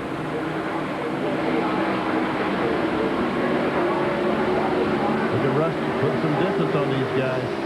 He has one previous win here in Atlanta in 22 starts. He won this event back in 1988. I tell you what, Ned, this year Buddy Parrott and that crew has been masters at getting that car, at adjusting that car during the race to make it better, because Rusty qualified 19th. Didn't look like he had a lot going for him to begin with, and right now he's flying. Oh, and Martin off the pace. He is definitely off the pace in the Valvoline Ford. Now he seems to have picked back up. And it's not a typical day for Mark, at least in the second half of the season, because he has been so strong with 12 finishes of 6 or better in the last 16 races. He does have third in the points locked up, but he is currently 2 laps down. Oh, Rudd has got some serious problems in that Tide Chevrolet right now as he goes high up in the corner. That's Rick Mast go by, Mark Martin goes by. So Rudd, his car seems to be going away right now. Watch the telemetry here on Mark's car. 186, it appeared, was the fastest speed achieved. Stabilizing at 158 and now headed back the other way. Here is Dick Trickle and Bill Elliott vying for position. Once again. Didn't we see this happen just a moment ago? Wasn't long ago that we saw them battling side by side. Jeff Gordon came up, tried to interfere there, but now Gordon's dropped back a little bit. Trickle got him a run again. I believe he's going to get it this time. There we go. He does. Takes that 5th spot away. Rumors around the garage area that Joe Nemechek is in line to drive that 41 car next year. That's what I hear. Yeah, I've heard that also.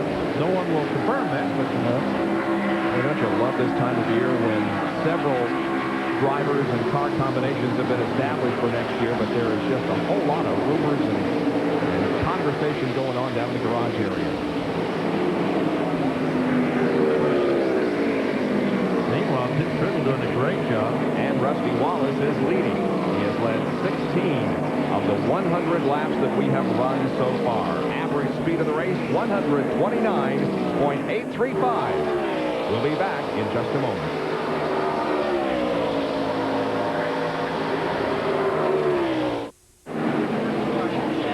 A big puff of smoke from Rick Mast's car indicates trouble. He got up and scraped the wall up in turn 3, didn't he, Benny? Well, he got real close. If he didn't hit it, it was a miracle. No, he didn't hit it. But he got real close. He sure did. Here's a replay. Maybe we can see how close he did come.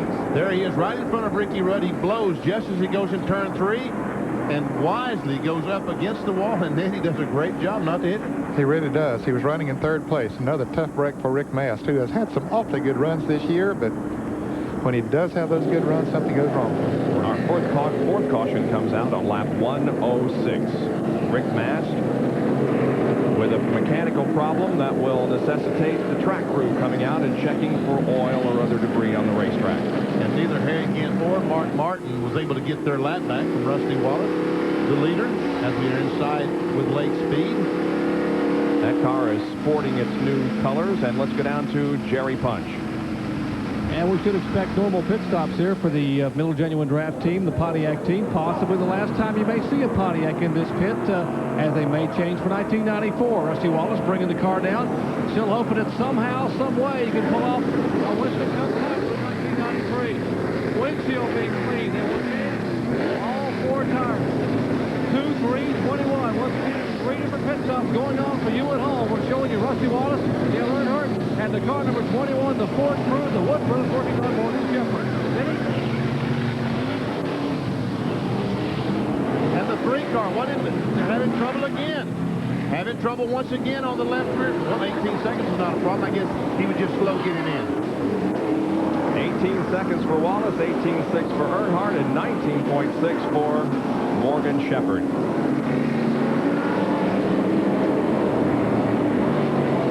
Bill Elliott had a relatively slow pit stop, too, for the Budweiser Ford. He lost some positions on that round of stops.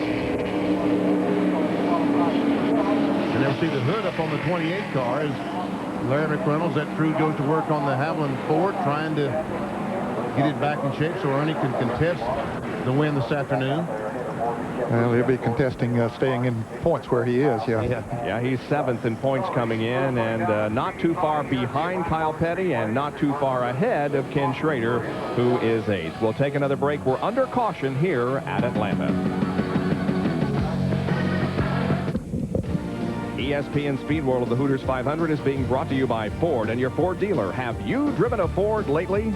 By Smooth Busch Beer and Easy Drinking Busch Light. Busch, the official beer of NASCAR. And by Napa, we keep America running. Lake Speed relaxing once again under caution here at Atlanta. Is another Ford driver, Morgan Shepherd, is also taking a breather here as they clean up the track from Rick Mast's blown engine. We invite you to stay with us at the end of our race because right after we conclude this event, we'll have a special shop talk featuring Davey Allison. And then the entire Speed World team will be back here at 5 o'clock Eastern Time with the live Speed Week. That's at 5 o'clock Eastern. Eli Gold and I do that shop talk with Davey Allison, tribute to Davey Allison. And there's Lake Speed. That's what the 15 quality care car is going to look like next year. Yep, they brought out the new colors in the last race here of '93, but that's what the car will look like. Well, it was a real good pit stop for our Kyle Petty, Ned. Yeah, he was running about 13th, Bob, and now is in 6th position. So they really got him out in great shape. Rusty in first, out first. Morgan stayed the same. Rudd from 3rd to 7th. Trickle 4th to 5th. Look at this. Elliott 5th to 12th. And Petty 13th to 6th. Wow. And John Kernan is with Rick Mast. Well, guys, you're talking about a new look on a car. You see some red and blue trim on Rick Mast's Skull Ford. That's going to be the new look, the new uniform for next year. And you were wondering if he quite possibly had hit the wall. He said he came about as close as he could. Not a scratch on the side, but Rick, not much left inside the engine, is there? No, I'm going to tell you, I'll never be so glad to get a season over with in all my life. We run good in every race but 4 or 5 races this year and had a problem. You know, we lost something under the hood today, but each week it's something different from one end of the bumper to the front, from the back bumper to the front bumper. You know, every week something's happening. The good part about it, you know, we're running good. I mean, about everywhere we go, the car's competitive, we're running good. The car felt super today. You know, I don't know how I'd have done at the end, but I'd have been up in there with them somewhere and finally let go. So, well, we get them next year. Well, that's what you say. You don't say next week now, you say next year. Maybe they got rid of all that bad luck this year. Now let's go to Jerry Punch, who's on pit road with a report on Ernie Irvan. Exactly. Ernie's been on and off pit road a couple of times, Sean. And the problem that when he hit the wall, the front pit wall, they broke the sway bar, one of the lower sway bar arms. You can hear them behind me. They're discussing what they're going to do. They brought Ernie in a couple of times. This is part of the bracket that snapped off that holds the sway bar in place. They have brought him back in. They put a new sway bar in. They're trying to, one by one, put these brackets back in position. They're going to bring him back in, set the sway bar, and then hopefully change tires and give him a chance to go back out and get a good finish if he can't here at Atlanta this afternoon. So they're still waiting for Ernie to come back in. He should make an entry on the pit road here momentarily. The field is over in turns 3 and 4. Ernie is at the back of the line in turn number 3. Good crowd on hand for the finale of the NASCAR Winston Cup season.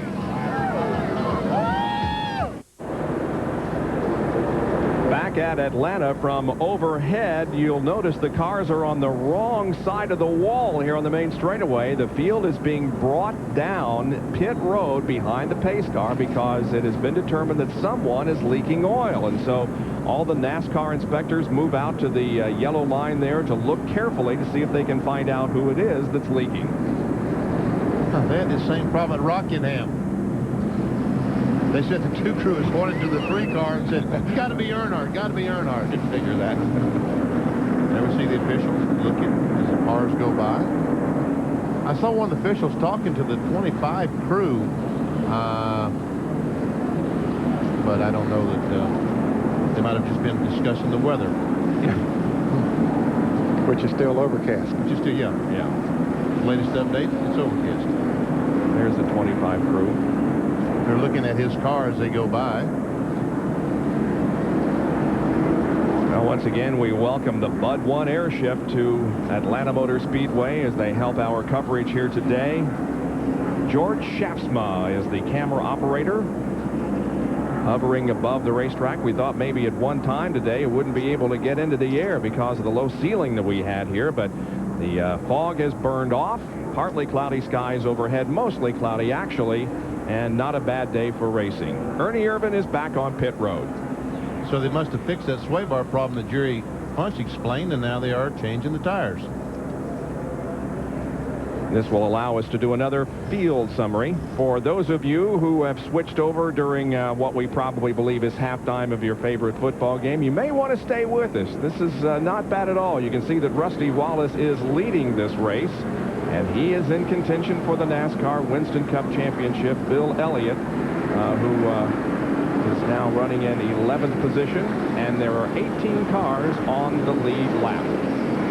See a good number of cars that are one lap down. The signal's being given for one more lap, and we'll go back to green. As you see when we get down to here now, Rick Mast is out. And with these other cars, Schrader's still on the racetrack, Horton's out. There's 6 cars now out of the race. That means the worst that Earnhardt could do would be 36th if he had a problem right now. Yep. A couple more cars, and he can turn all those horses loose and try to get to the front. Go for it to win the championship. And the race. Now here it is. Here's the breakdown. Dale clinches if Rusty wins, and Dale finishes in 34th position, and so on down the line. But Rusty has to lead the most laps and win the race. So, and the way that's happening right now, I think he's probably going to lead the most laps because his car is good. Well, after Harry Gantz sort of slowed down a little bit, Gantz a lap down. The yellow's back out again here now, so it's going to be at least one more lap before we go back to green. As a matter of fact, Rusty Wallace has led 27 laps right now, and we have completed 112. Back with more live coverage from Atlanta in a moment. Back at Atlanta Motor Speedway, here's what happens to solid steel when you drag it beneath the race car at 170 miles an hour. This is what's left of the sway bar arm that came off the car number 28 of Ernie Irvin. Absolutely ground away, part of the bolt ground away, and half the steel shaft is gone. But they've repaired the car, and he's back out as we're getting ready to go green. Bob? We are ready to go green. The field comes out of corner number 4. Rusty Wallace at the point, and the green is out. Morgan Shepherd, Jeff Gordon, Dale Earnhardt, and Dick Trickle are in the top 5. Lap 115 is the lap on which we resume competition. Rusty with a good jump there. Kept Mark Martin and Harry Gant back there with little chance for them to get in front of him and get back on the lead lap.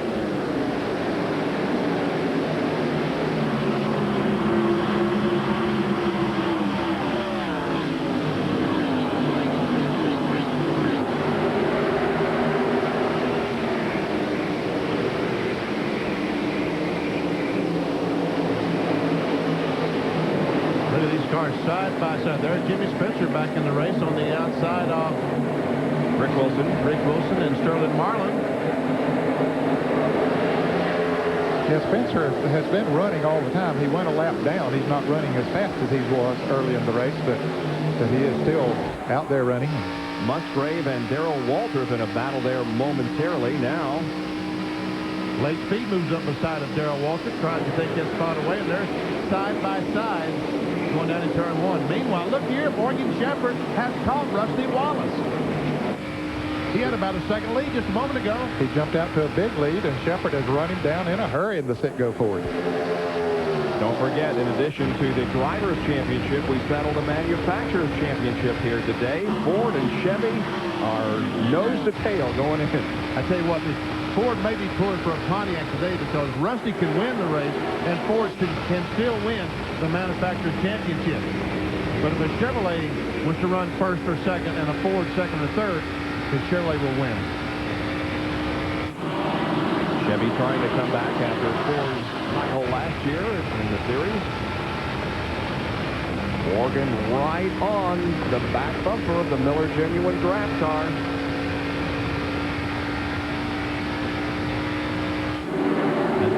Here's a mess. Ted Musgrave, Kyle Petty, Ricky Rudd, Lake Speed, Darrell Waltrip, and Derek Pope. Kyle Petty's crew got him up to, what, 6th place or something? Yeah. He's just not able to hold it. No, that car is not up to the speed that we normally see the Mellow Yellow Pontiac. I don't know what the problem is. It didn't qualify well, had to take a provisional spot to get in the field. But certainly the crew did an outstanding job. Bill Elliott and Wally Dallenbach are also in this mess, as Benny calls it.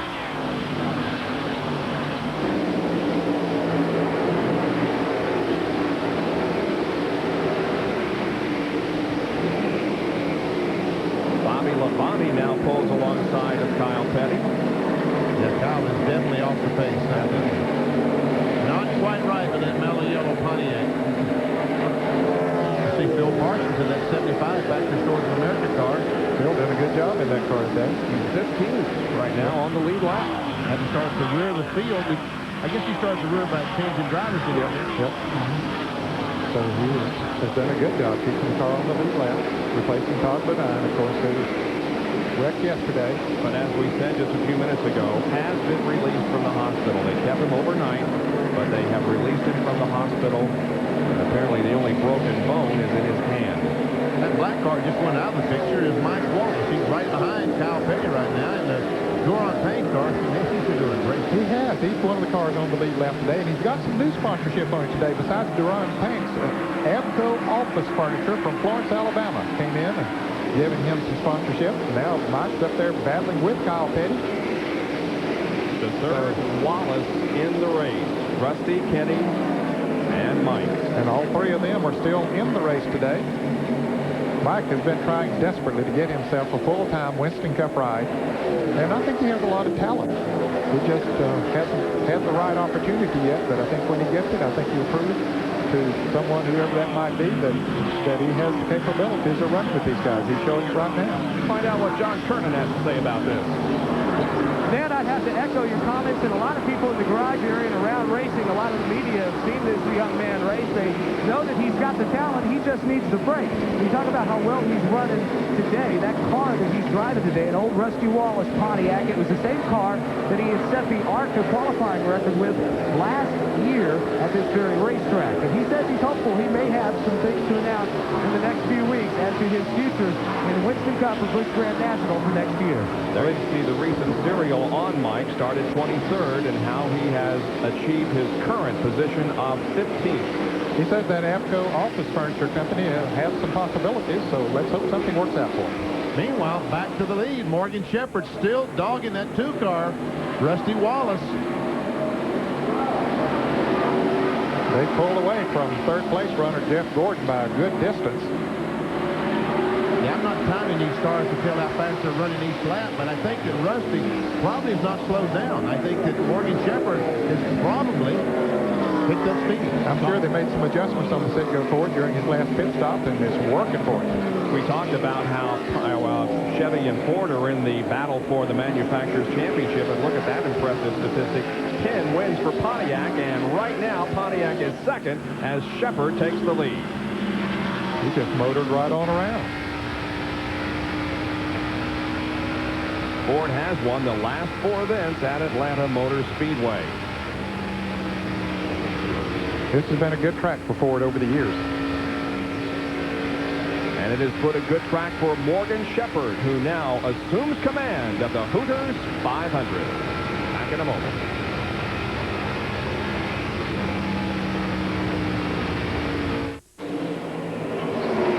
Christmas is coming, and that 93 NASCAR video will make a great Christmas gift. Rusty Wallace has gone back into the lead. And the 41 car of Dick Trickle, which had been falling back greatly, has now brought it onto pit road. Evidently had a tire going down or something. They're coming in to change the right side, and they'll change the left side as well. But Trickle was having a great run in the Manheim Auto Auction car here today, but he'll go a lap down. Jerry, what's his problem? Was it flat? And they think it was. Apparently he had a vibration a couple laps ago. He had backed out of the throttle just slightly the last couple of laps, and then he decided to go ahead and come down and take no chances. NASCAR tells the drivers in the meeting as they've changed all 4 tires and he is away in the Manheim auction car. They tell the drivers, if you get a vibration, don't guess. Come down pit road. That's exactly what he did. Yeah, that's good smart thinking, because normally those vibrations don't go away. They normally get worse. There you saw the interval between first and second as Morgan led only a couple of laps before Rusty reassumed command, and now is pulling away a little bit from Morgan. In fact, there's the leaderboard. About a half second separates first and second, and about 9.3 seconds separates 1 through 5. John Kernan with a report. Bob, you talk about Morgan Shepherd, how he seems to be dropping back a little bit. They started the race, they were very, very tight, so they made some pressure changes, and now the car is running very, very loose. So on the next pit stop, they'll have to tighten it back up. Right now, Morgan's having to hold on. This is the battle for 9th position between Dale Jarrett in 18 and Darrell Waltrip in 17. Which one's going forward, Ned? Is it Dale going forward? Yeah, he's going forward. He came out of the pit 16th in that last pit stop. He lost about 6 positions, but they made another chassis adjustment on it. It seems to be working pretty well for him. Although Darrell's car is not working as good as it was earlier, I don't think. There we see the two Chevrolets racing each other. As Dale Jarrett comes off the corner, he's able to go down on the racetrack, and Darrell Waltrip has to go up, and that's different. Yeah, Darrell's having trouble keeping his car down there. Lake Speed passed him about 3 or 4 laps ago. And Darrell Waltrip is another driver that you have to think will be glad when the 93 season is over. It has not been a good season for him. He will not win a race this year, apparently, and he will not even finish in the top 10 at points. He's 14th going into this race, and he always, of course, created a lot of interest and a lot of humor at the banquet that we will televise again this year, but he will not be on stage this year when we do bring you that banquet from the Waldorf Astoria. Here's Jeff Gordon and Dale Earnhardt. That's a race for 3rd. Earnhardt seems to be closing in a little bit on Gordon. I would think as the closer that Dale gets to that number 34 finishing position, or at least a guarantee, the harder he will run. Had another car just being pushed into the garage area a few moments ago. Rick Pirelli in the Total Petroleum car. They pushed it in, so apparently he's out of the race. So that means 7 cars not out of the race. Worst Earnhardt can finish would be 35th. On the super speedways, when you compare Dale and Rusty and their seasons that are just about to be completed, Dale scored 350 more points on the super speedways. Rusty 338 more points than Dale on the short tracks. In the Sears Point Road Course, Dale gained 106. Well, Rusty won every short track there was, didn't he? Well, almost. He finished second in one of them, maybe.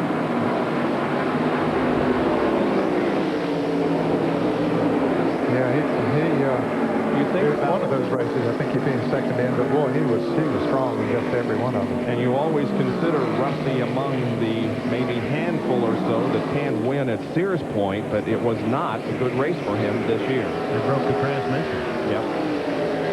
And when you put them head-to-head for the Winston Cup, you will notice that Dale Earnhardt has 3 less victories than Rusty. Dale has led more races, the most laps in 9 of 8, has finished in the top 5 17 to Rusty's 18.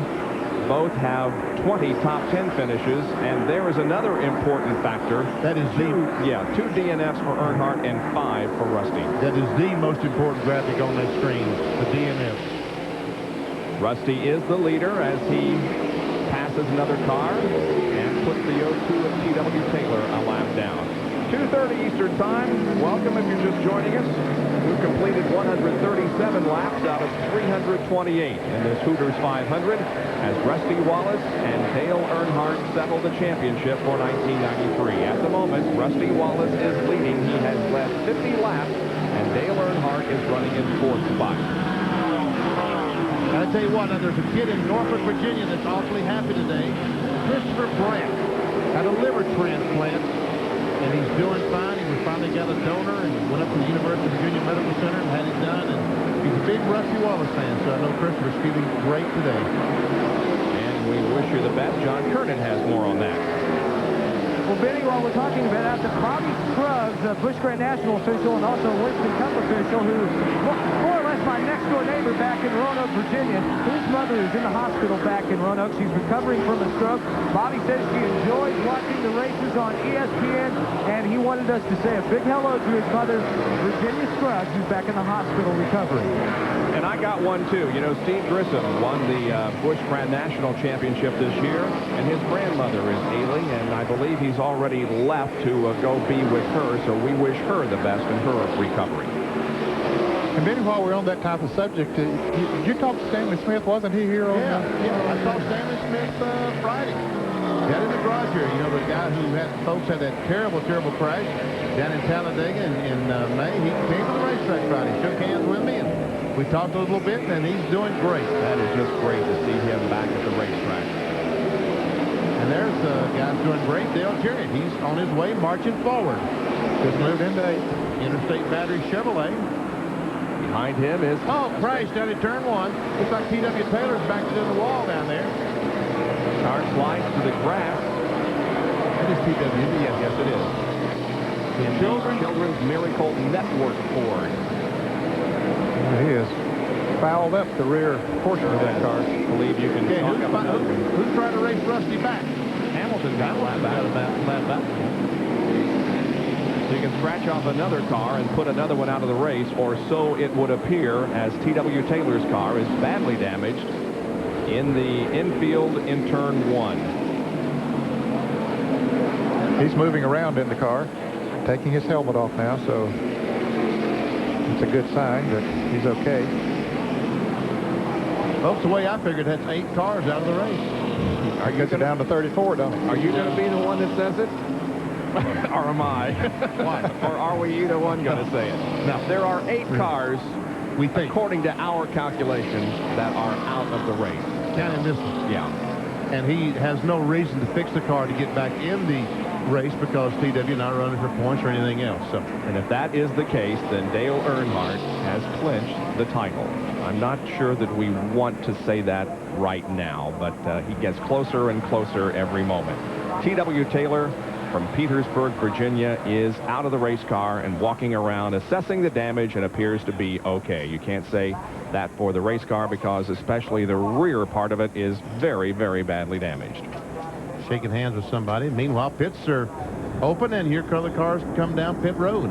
Rusty, Morgan, Jeff, Dale, Bill, Ricky, Lake, Jarrett. Here's Jerry. And our lead cars on the lead left, will be getting 4 cars, as expected.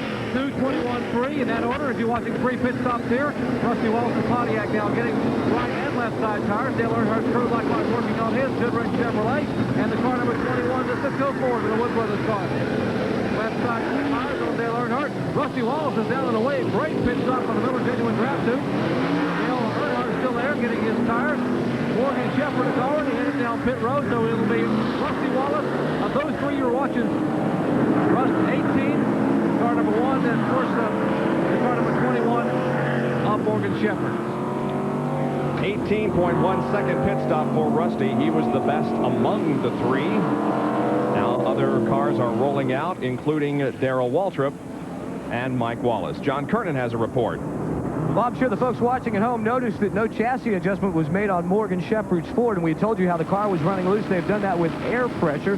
What they have done is they've backed the pressure down by 1 pound all the way around it. Talking to Eddie Wood, he says he hopes that that is the right call because the car had gotten very, very loose on them. All right, we are under caution here at Atlanta Motor Speedway because of an accident in turn number 1 involving T.W. Taylor. Back in a moment.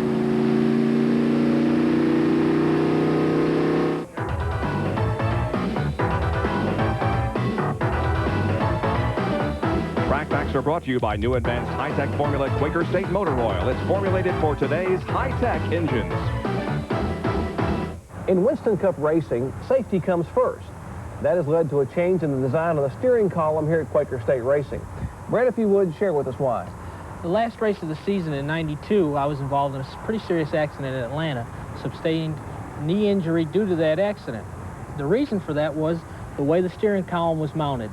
This flat plate with adjusting slots, even though it was heavily padded, my knee came in contact with it, cut it open, injured it, bruised it pretty severely.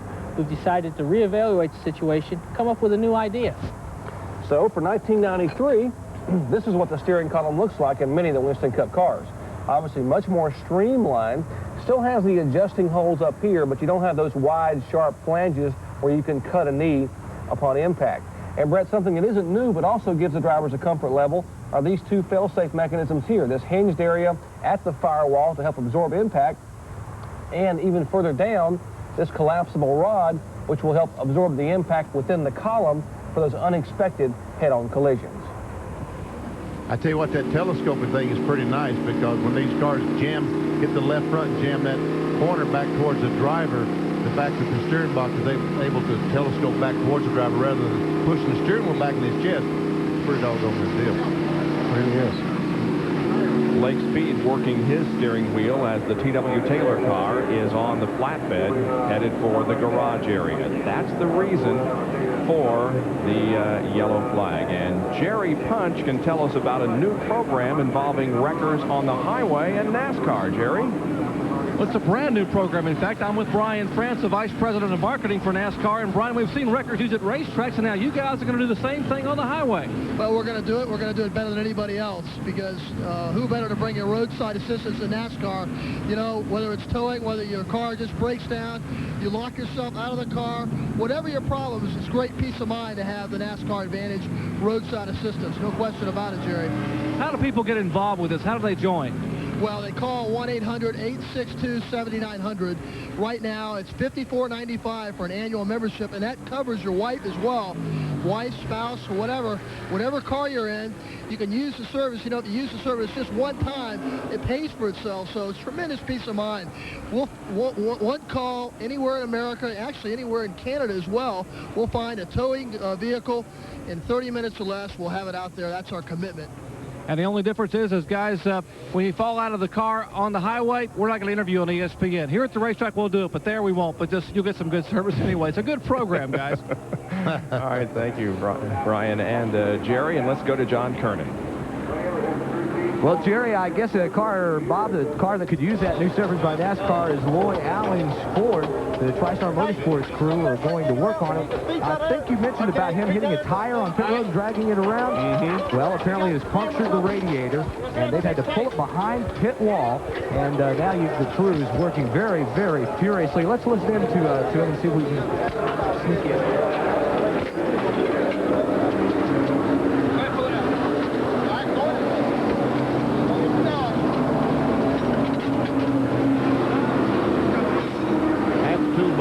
Fell down on the ground right there. Every time they lay a wrench that it falls on the ground. Well, as you listen to the work being done on his car, we'll take a break and be back with more of the Hooters 500. The final race of the 93 NASCAR Winston Cup season from Atlanta Motor Speedway.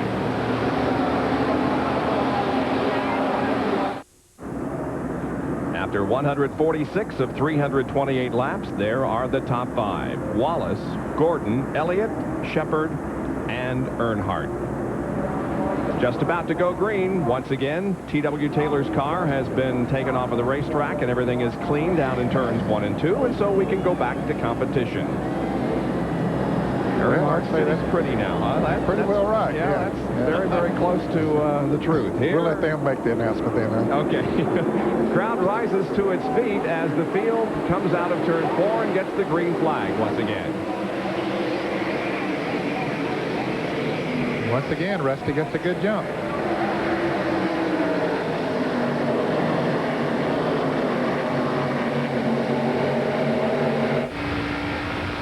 Remember about, what was 1988 that Rusty did this? Yeah, Rusty won the race and lost the championship to Bill Elliott by 24 points. And there is Elliott. Speaking of Bill.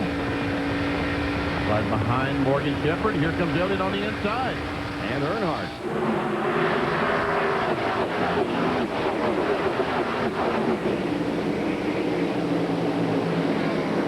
That is a battle for third position. Shepard, Elliott, and Earnhardt. And then this group of cars behind the trio.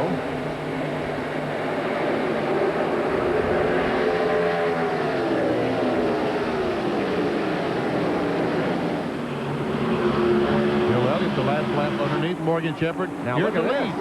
Gordon. For the lead. Yeah, Jeff Gordon wants the lead from Rusty Wallace.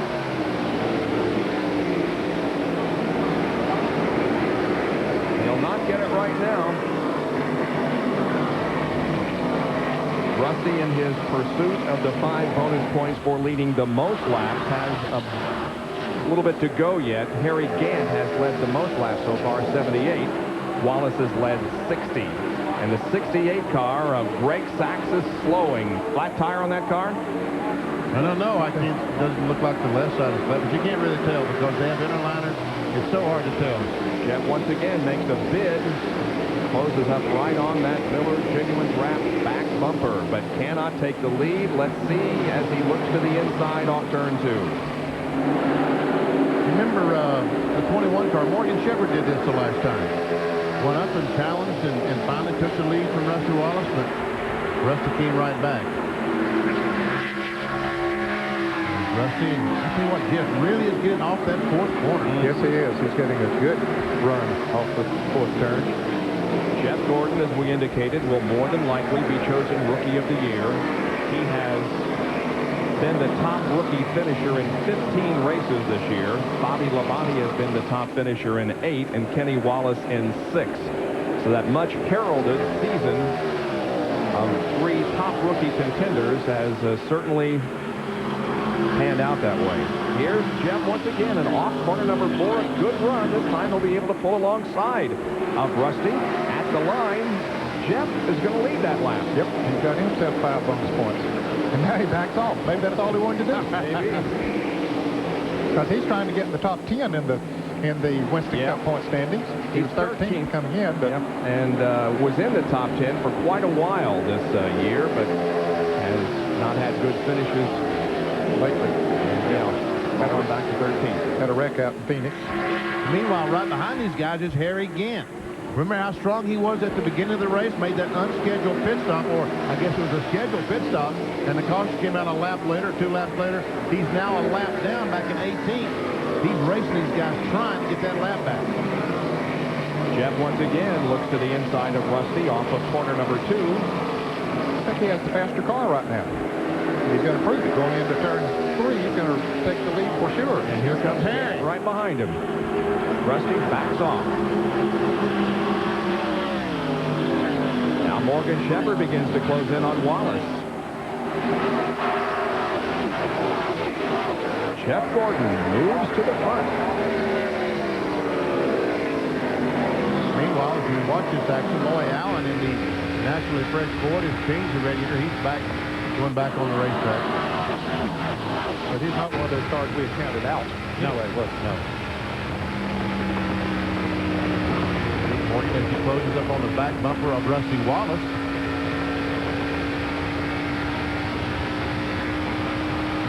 We talked about that manufacturer's championship just a little bit ago. Right now, Chevrolet would win. Yep. If the race were over, because Jeff Gordon and the Chevrolet leading. The Pontiac is running second, the Ford is third. Well, the Ford is trying for second. And he is, isn't he? And he's going to get it. Yep, into 3. Here comes Bill Elliott. Shepherd goes to second. Here is Elliott going to third. Rusty is falling from first to fourth in about 2.5 laps. Nope, make that another position as Ricky Rudd gets around. Yeah, apparently this set of tires he has on right now is not working on that Pontiac the way his tires were earlier. And now right behind Rusty is Earnhardt. Yeah, he's got about 20 car lengths or so, and Earnhardt has Dale Jarrett to contend with right now. You can see them right back there coming out of the corner on this in-car. There they are.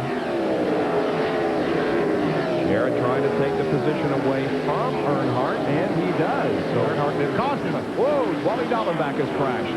Over on turn 2. Over crashed hard. Yes, he has. Into that Keystone Ford. And Harry Gant did not get a lap back. Wow, that car obviously made heavy front-end contact with the wall. That's the Keystone Beer Planters Nut Ford. I'd love to see some movement from the inside of that machine. Well, it brings out another caution. Well, I know that's not the way that Wally Dallenbach wanted to end his reign with the... There you see it. Yep. Just spins around and hits head-on into the wall. Car just suddenly darted right and head-on into the wall. What happened? He got the car out of shape, and when he corrected it, it came back caught and went right in down. Well, there he is. Yeah, good. Oh, the window net's down, and I saw an arm come out. So. That's good. His last race in the Keystone Ford for Jack Roush. Of course, as we've said, he'll drive for Richard Petty in the STP team 1994. You know, we know that the 43 is going to Richard's Busch Grand National car, and I heard some speculation down in the garage area today that they were going to go to 43 on the Winston Cup car. Have you guys heard that? I haven't heard that. No. Well, we'll see. Don't take it to the bank, but that was the rumor. Now, pit stops. Jeff Gordon Morgan Shepherd and others come in for service once again during the 6th caution period. Here's John Kernan. Morgan Shepherd comes in. It'll be a 4-tire change. They'll also make a chassis adjustment with 1 round. The bikes are trying to get the car tightened back up there, keeping the radials at the same air pressure. They made that adjustment last time. Right side's already on, left side's now going on. Eddie Wood, Rusty is now in as they almost complete work on the 21 car. Let's go down to Dr. Price. And no one was happier to see this caution come out than Rusty Wallace as he now moves back down right in front of Morgan Shepherd. Didn't go forward. Rusty was not at all satisfied with that previous set of tires. And you could tell he was having a lot of trouble getting to the corners. The caution comes out. They take that set of tires off, put 4 fresh good gears on, and now I'm sure he's a lot more satisfied with the handling on that Pontiac. With another car out of the race, I think we can very safely say now that Dale Earnhardt has clinched the 1993 NASCAR Winston Cup Championship. I think we can say that, yes. Yep. There's no way that Rusty now can wrench the title from Dale because so many cars have crashed out of this race. So now it becomes a situation where they can race because the points are pretty much cut and dry, at least for these first 2. So we now see Earnhardt go to the front. We'll be back with more from Atlanta Motor Speedway in just a moment.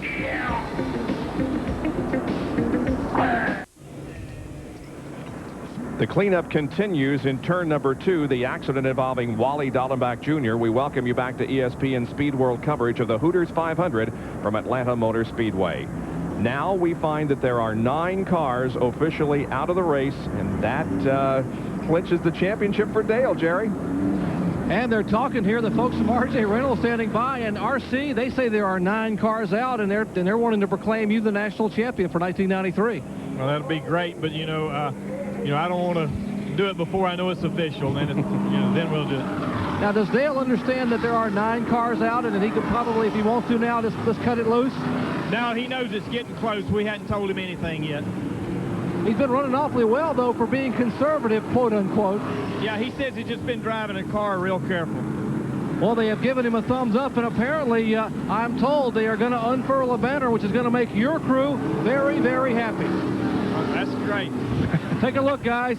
Officially, here in the pits, the 1993 NASCAR Winston Cup Series champion for the 6th time is Dale Earnhardt, and there's a big round of applause from all the people standing around here watching that Goodwrench Chevy. And now Richard Childress is going to go over and climb on the wall. As we watch Richard Childress, he is going to tell his driver that he has been officially crowned the national champion. And next time when Dale comes by, they're going to hold his sign up so he can see it and realize what he has done, and then he can cut it loose and try to win the finale here at Atlanta.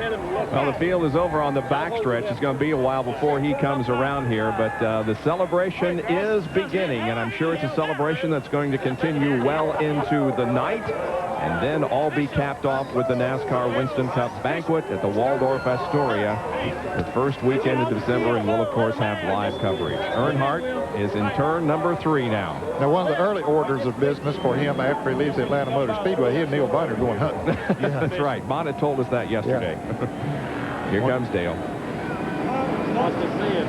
Signal for 1 more lap to go. We'll be back to green.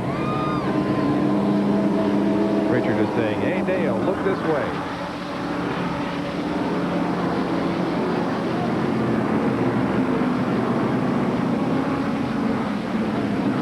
Jerry, what was the response down there? Well, Dale Earnhardt, always the competitor, said, okay, we've got us a championship. Now let's go win one for the manufacturers. I'm going to cut it loose now. We're going to win at Atlanta and take it all home for Chevrolet. Just had a feeling that would be his attitude. Well, let's see if he does have something left in that Goodwrench Chevrolet. Awfully good race cars out there today. Rusty Wallace, Jeff Gordon, Harry Gant. Bobby Labonte is at the front of the field right now and will be the leader as we go back to green. Phil Parsons running in 2nd position, Jimmy Hensley 3rd, Elliott 4th, and Jeff Gordon 5th. This is Harry Gant's best opportunity to get that lap back. Yep, because I don't think Bobby Labonte made a pit stop, so he doesn't have on fresh tires. Gant does have, and that can make a difference. Let's go back to the pits and John Kernan. Well, guys, I'm down here waiting for Wally Dahlbeck to come out of the infield care center, and I sent John Gelter, who helps me out down here on pit road, to check out. 75-car fuel only. Jimmy Hensley, the 4-car fuel only. Tim Brewer told him they did a 4-tire change, but we're going to double-check that to make sure that was this last caution flag that Tim Brewer was telling me. You know, Tim kind of likes to be a little sly.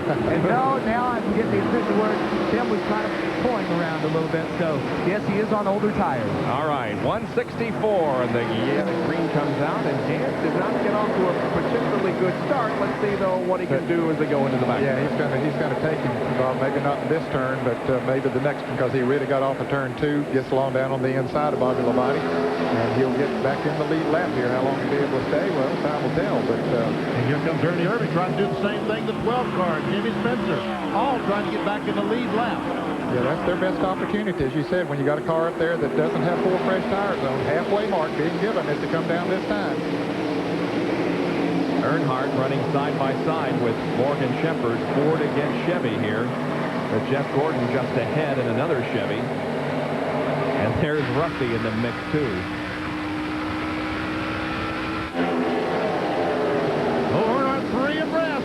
Yep, he knows the championship is his. Here he comes. Stand back.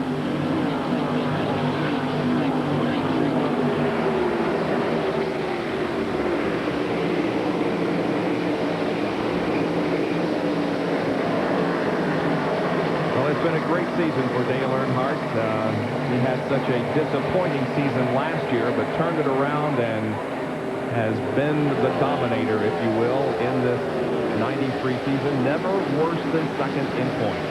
He stayed right up there all year long. Of course, Rusty Wallace wins more races, but the number of races Earnhardt won and the consistency in other races has made This is for the lead, guys. This is for the lead. Earnhardt's in the lead. Bill Elliott now takes over second place from Phil Parsons, and here comes Rusty. First time today that Earnhardt has led. First time today that he's been officially crowned champion. Yep.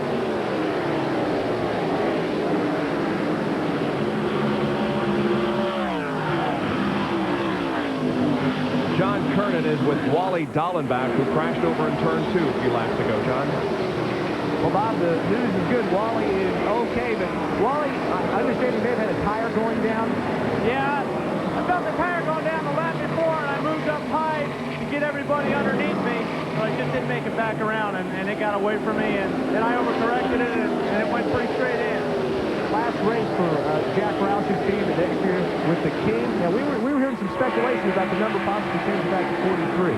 You know anything about that? Richard's been talking about that, and that's certainly his decision, but I'll tell you what, I just want to say my relationship with Roush and Ford, Keystone and Planners has been really good, and I really appreciate everything they've done. I'm real grateful for them giving me an opportunity. Well, Wally Dahlbeck Jr. is okay. We'll see him at Daytona. And guys, I don't know. I kind of like the idea of keeping that number 43 semi-retired, you know? That's Richard Petty, you know? Yeah, I know what you mean. Well, either has to bring it back or possibly lose the number.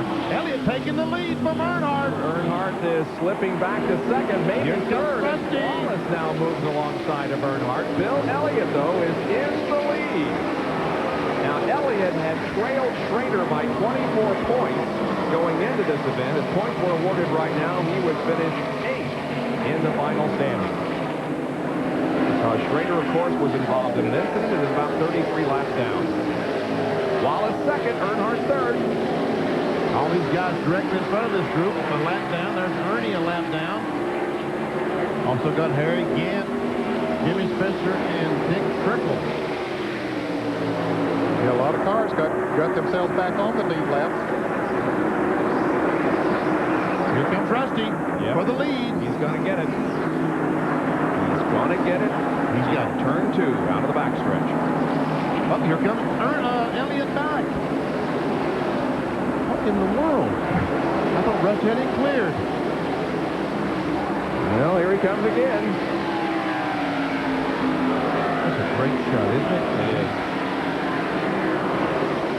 Elliott will get credit for leading that lap. Now Earnhardt comes back and challenges Rusty for second. That's only the 9th lap that Bill Elliott has led in all of 1993. And those guys up there in front of them are loving that racing behind them because that allows them to stay in the lead lap. Because they aren't running as fast right now, running side by side, as they would be if they were running in single file. Oh, Rusty got a little bit loose up there in the corner, wiggled just a little bit. And that allows Elliott to get a car length lead as he gets to the start-finish line.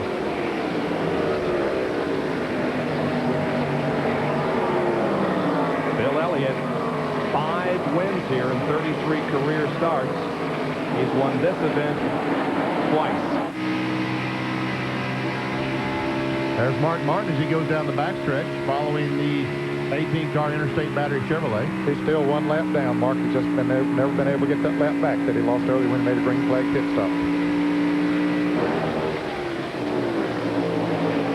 Bill Elliott leads, Rusty Wallace second, and Dale Earnhardt is third. But Dale has now, because of cars dropping out of the race, has become the 93 NASCAR Winston Cup champion.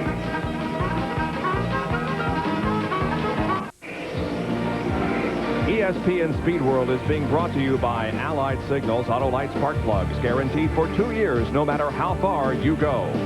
By new advanced high-tech formula Quaker State Motor Oil. It's formulated for today's high-tech engines.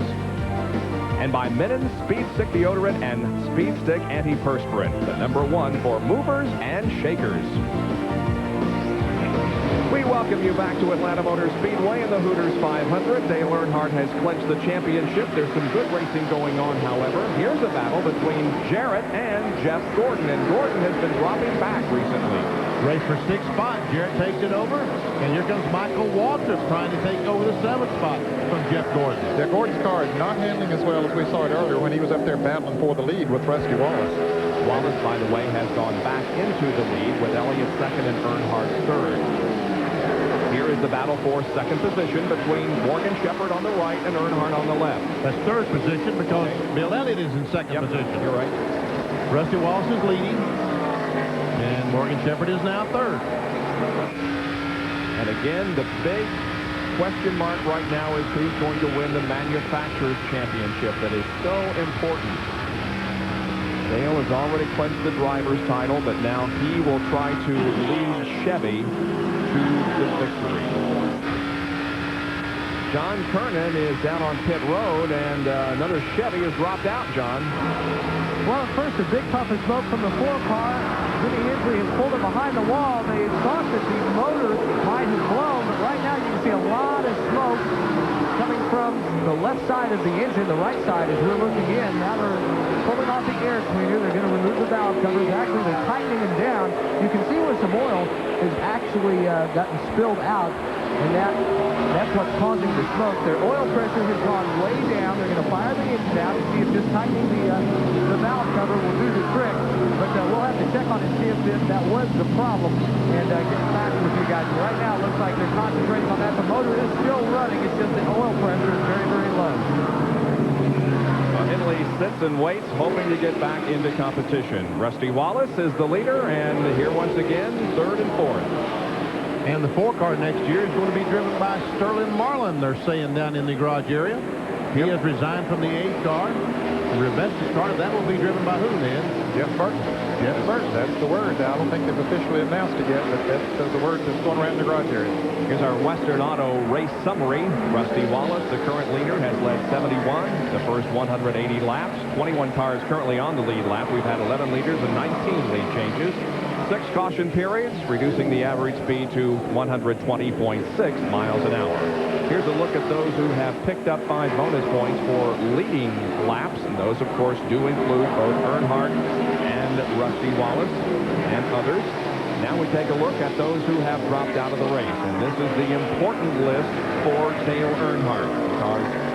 Because of this many cars that have dropped out of the race, he has been able to clinch at this moment NASCAR Winston Cup Championship for 93. Western Auto Mechanic of the Year standing shows Earnhardt's crew chief, Andy Petrie, on top. Steve Meal from Mark Martin's team is second, then Buddy Parent from Wallace, Frank Edwards from Ken Schrader, and Gary Dehart from Ricky Rudd's crew, the top 5 in the Western Auto Mechanic of the Year standing.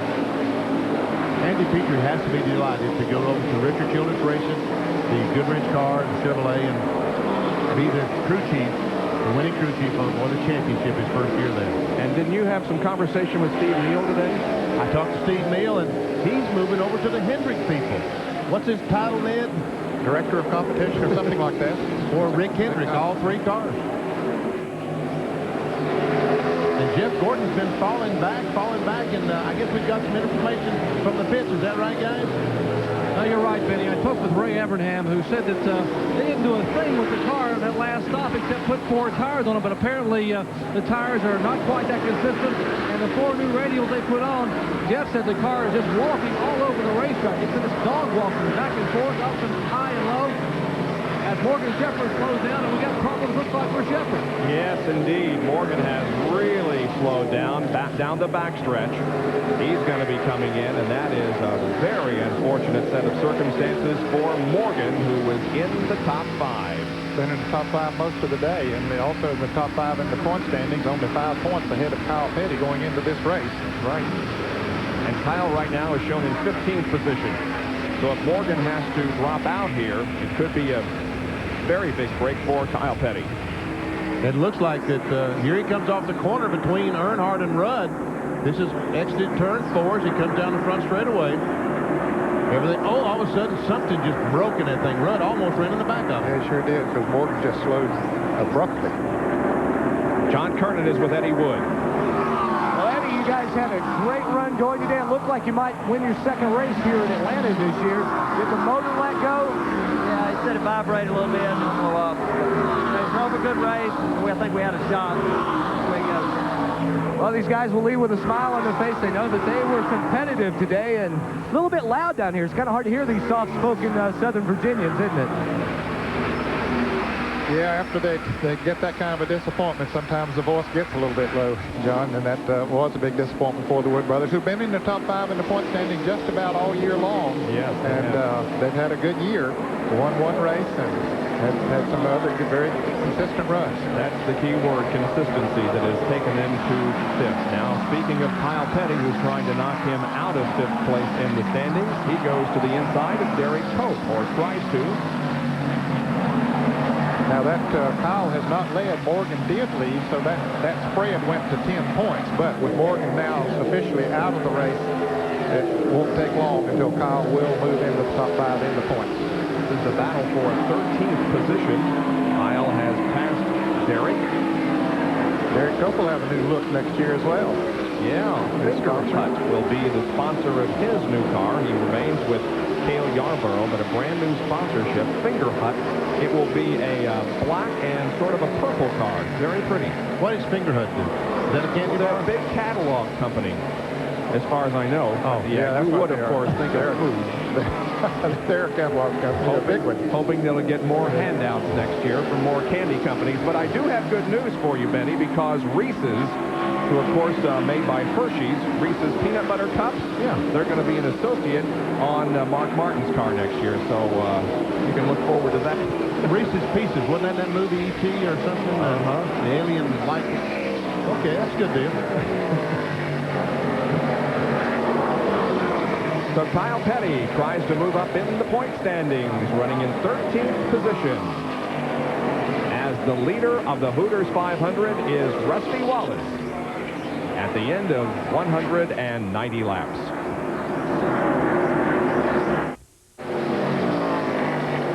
ESPN wraps up its Speed World coverage of NASCAR Winston Cup racing here at the Hooters 500 today, currently being led by Rusty Wallace. But as far as the championship is concerned, there's nothing Rusty can do about it because Dale Earnhardt has already clinched the title. He's trying to put Dick Trickle a lap down here. Yep, that's the 17th place car. Trickle was one of several cars that jumped out in front of Bobby Labonte, who was leading the race after the last caution. And they were able to take off and get up there. Now the 28 car has gone a lap down, so and Jimmy Spencer, they were 2 of the cars that had gotten. And Gordon spins. Up in turn what? And it looks like he's hit the left side of the car pretty good. Turn 4 it is. He crashed in practice in turn 4, and he has hit the wall again in that location. And Yeah, there is damage to the left rear of that car. The net goes down, and Jeff begins to climb out, but it's going to bring us to our 7th caution period of the day. And puts Harry Gant back on the lead lap. He'll be back in contention here. Yep, you're absolutely right. So don't count Harry out of this thing yet. And the 41 car also got a lap back. So. Pit road is closed right now while we get the pace car out there. Jeff Gordon is moving around inside the car and appears to be okay, but again, this is quite a disappointment for Jeff because he had, without question, a top 5 car today. May have been in contention for the win, although he has begun to drop back in the last few laps. And here's a replay. No way to know what caused the accident to start with because we're on it right at the end. I don't think he was running in 7th position. Jerry, what do you got on Jeff?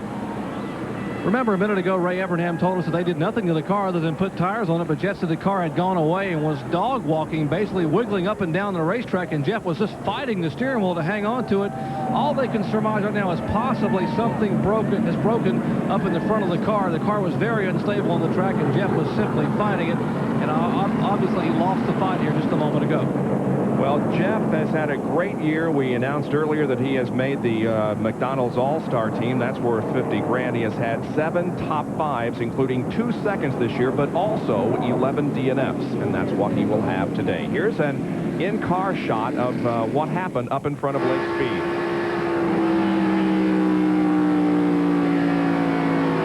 There, just running by himself, and all of a sudden the back end just goes around on him. Yeah, there wasn't anybody close to him. No. Jeff Gordon won himself a pole this year as well. Yes, he did. So He'll do a push flash. I wondered who he was mad at as he walked towards that wrecker. I mean, you could tell he was just mad at somebody, wanted to punch him right in the nose. Yep. It was himself. Right. Yep.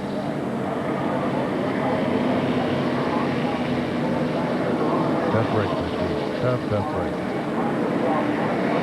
We realign the field again for a restart.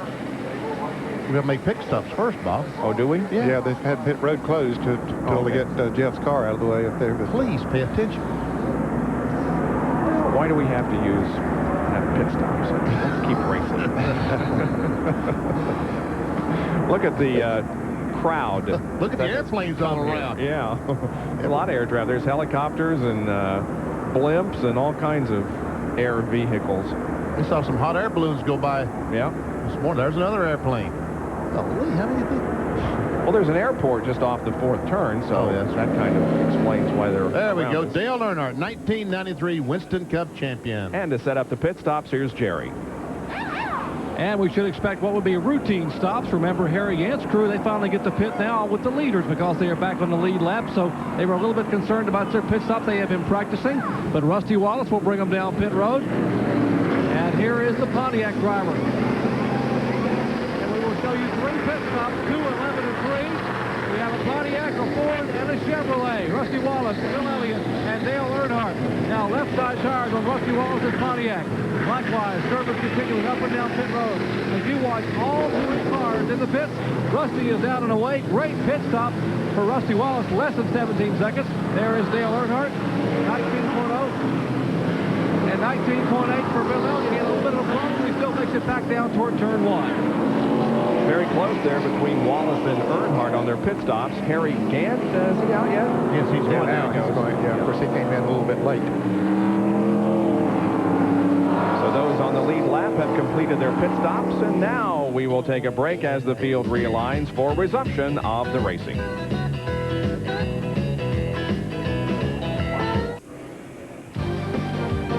ESPN Speed World coverage this weekend with Triple Championship Weekend. It's been a great weekend of competition. We determined the ARCA champion on Friday, Tim Steele. Steve Grissom won the Busch Grand National Championship yesterday, and Dale Earnhardt has clinched the title here this afternoon. The sellout crowd has remained here despite the fact that Dale has won the championship because the race winner is very much in question. We've talked about throughout the broadcast changes for 1994. Let's move through these quickly. A Ford maybe for Rusty Wallace. Sterling Marlin goes to the 4 car. Labonte and Kellogg's number 5. Don't have a crew chief yet on the 6 car. Don't have a sponsor on Jeff Bodine's car. And Jeff Burton, we hear, moves to number 8. All right, the second panel. Number 9 car does not have a sponsor. Talk to Harry Mellon. Ricky Rudd is going to drive number 10 with Tide as his sponsor. 11, Bill Elliott's going to be there next year with Budweiser. 12, no driver or sponsor. Number 14, John Andretti is going to drive the car. They don't have a sponsor. 15, Quality Care Ford with Lake Speed. And you can erase the question mark there from beside Bill Elliott because he confirmed earlier that he's with Junior. He did confirm that on Friday. Of course, Ted Musgrave will go to the family channel car of Jack Rouse, the number 16, Barry Dodson. Oh, is he going to make a move next year from the Darrell Waltrip team? And the Pontiac in the future for the car number 22. That's definite. Yeah, you can erase that question mark, too, because they definitely did announce today they were going to Pontiac Strickland with Smokin' Joe Spencer in the 27, and Ernie Irvin stays with the 28. All right, the 29, that is a new team. Steve Grissom going to be owned by the Gary Bechtel team, Gary and Carolyn Bechtel. Ward Burt, number 31 with Hardee's. 37, Rick Corelli, Total Petroleum. 40, looking for a sponsor. 41, looking for a driver and a sponsor. And I'm hearing that Joe Nemechek would be in that car possibly. With Mike Melfers as a sponsor. Here's the rest of them. Look them over quickly. Fingerhut to the 98. Will Buddy Baker drive the 20 car? Well, yes, he will. Okay. 6 times next year. And the 55 car has a sponsor. We'll announce it in early December. Okay. Meanwhile, we go back to racing as the green flag comes out. Rusty getting a jump on Elliott, Earnhardt, Rudd, and Jarrett.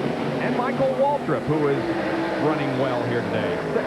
Yeah, Michael was running 5th before that pit stop. Jarrett beat him out. In fact, Jarrett, I'll have to get the brag on him. I've complained sometime about their pit stops. He had a 17.8 second pit stop that last time. Good, best of the year, I believe, for that team. John Kernan has Jeff Gordon. With a very disappointed Jeff Gordon, I might add. He has to make sure and get the sponsor hat on there. So apparently you didn't take too big of a knock in the head. You can still remember that. You're okay, though, right? I'm not anywhere sure I wasn't already from when I wrecked the other day. I mean, just pretty disgusting right now. I have no idea what happened. The car was running good. We had a set of tires that was very loose, and I was just trying to hang on till the next pit stop. I don't know if we cut a tire or what. I mean, the thing just went just like it didn't practice, so I'm pretty upset right now. Yeah, but Rookie of the Year should take a little edge off of that. Yeah, I mean, it's nice to know, and I'm happy about it, but at the same time, you want to end the season on a good note. It's a good track for us with a good opportunity here today, and it's just all gone now. Well, guys, I think if you remember correctly, last year at this very race, Jeff made his first Winston Cup start. I believe he had a tough day there, too, where crashed out of that race, too, Bob. Well, there will be good days for Jeff Gordon ahead. You can count on that. Rusty is the leader, but the battle is for second position, and Earnhardt and Elliott are in a heated duel for it. And this is for the championship.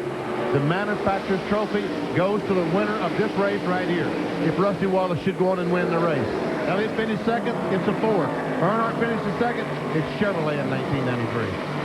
Well, Elliott won the race last year, remember, and Alan Kulwicki went on to win the championship, so maybe if Bill can finish second in this one, he can bring Ford his title. And believe me, Lee Morris is sitting in the Bill Elliott pit right now, saying, what can I do to help? Bill Elliott started 8th. He's currently in second. He's led 7 laps of this race. His lowest position was on lap 118. That was at 12th. Dale Earnhardt started 19th. He led 2 laps. He's currently 3rd, and his lowest position has been 19th, and that was at the start of the race. But the big thing about Dale Earnhardt is that he is the champion of the 93 season. And Herb Fischel is right in his fifth right now saying, what can I do to help? You remember last spring when we were at Darlington and we said how important that race was to the championship? We pointed out that 6 of the last 8 winners of the Trans-South 500 in 1993, it'll be the 400 in 94, had gone on to win the Winston Cup. Who won the Trans-South 500 this year? Dale Earnhardt. Really?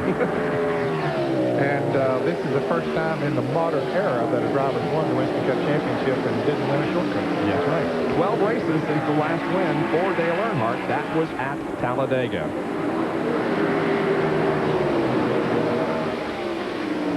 So Rusty Wallace, there you can see that he has a rather comfortable lead right now, but behind him, the battle between Elliott and Earnhardt, which is, in a sense, the battle for the manufacturer's title.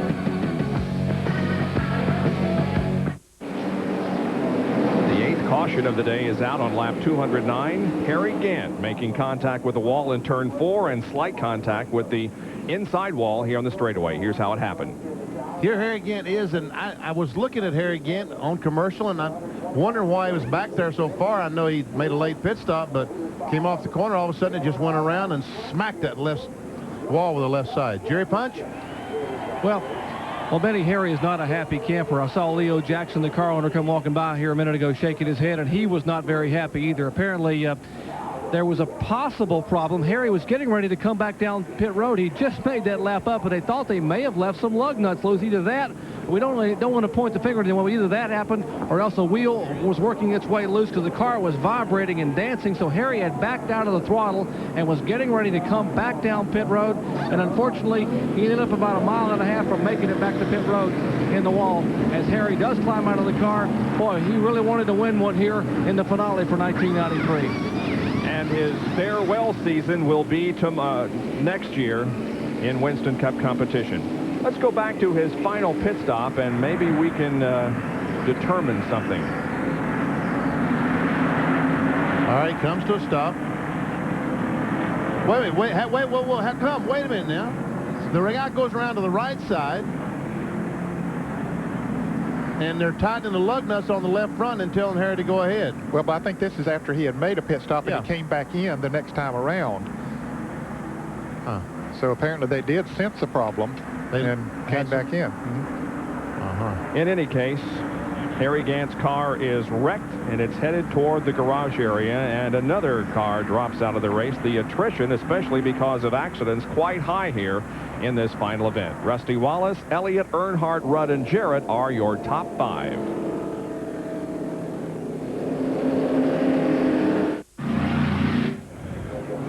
A young Dale Earnhardt fan doesn't like the noise. He likes the fact that his driver has clinched the championship, but he doesn't like the noise.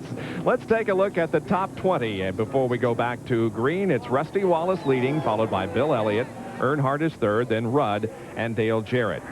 6 through 10, Waltrip, Speed, Labonte, Trickle, and Musgrave. And as you look at the second 10, we will take another break during this caution period and resume our coverage in just a moment of the Hooters 500. Stay with us.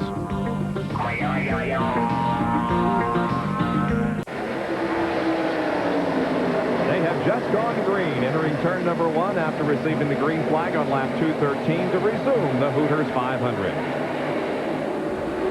3 abreast racing behind those running up front. Here is Earnhardt making a 2 abreast with Elliott going into turn 3. They have been fighting tooth and nail for the last few laps now, and continue it as we are under green once again.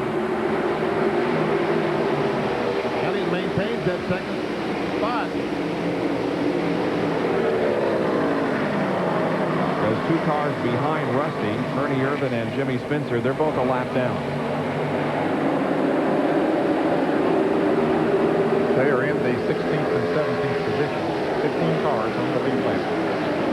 And if you're just joining us, Dale Earnhardt has clinched the 93 NASCAR Winston Cup Championship because of the attrition that we have had here this afternoon.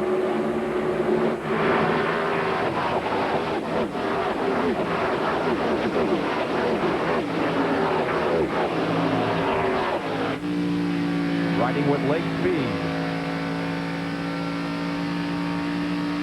who is currently 7th on the lead lap.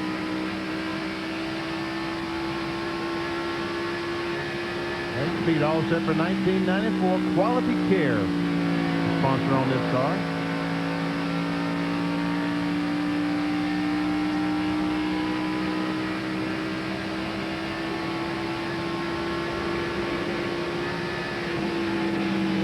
.500 RPM and 191. Wow. And down to about 153 for those long sweeping turns.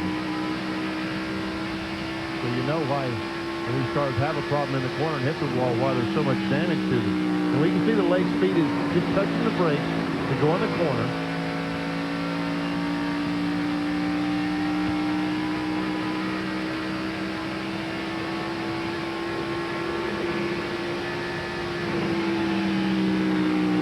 Almost 200 miles an hour on the straightaway. That's the country time car, the 68 car. I don't know if we had on the graphic, but that 68 car next year is going to be the 19 car. That's the Hooters car driven by Loy Allen. You see Martin Sterling, Marlin, Derek Cope. Almost a mess. Whoop, they checked again. Mark is, what, 3 laps down now because he's made 2 green flag pit stops, and the caution come out right after he made those stops. This is what we were talking about. Watch this. You go in the corner, and Martin goes under Derek Cope and gets loose and goes up and almost runs in the side of the 98 car. That was a good save. That thing was wiggling big time. And there they are back. Going straight again. Oh, crash coming off turn 2. Is that Kenny Wallace? Kenny Wallace. The Dirt Devil Pontiac is in the wall, and another caution comes out. He's going to be able to drive it back to the pits, I believe, but you can see that there is damage in the rear end. He hit it pretty good.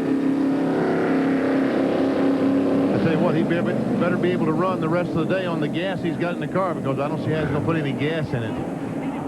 Oh, he smashed it in right where they would fit it into the fuel cell. We're only 1 caution away from a race record of 10, which occurred back in 1982. This is the 9th, and this is why.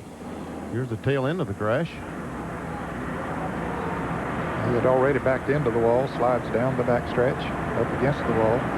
Then it straightens itself out.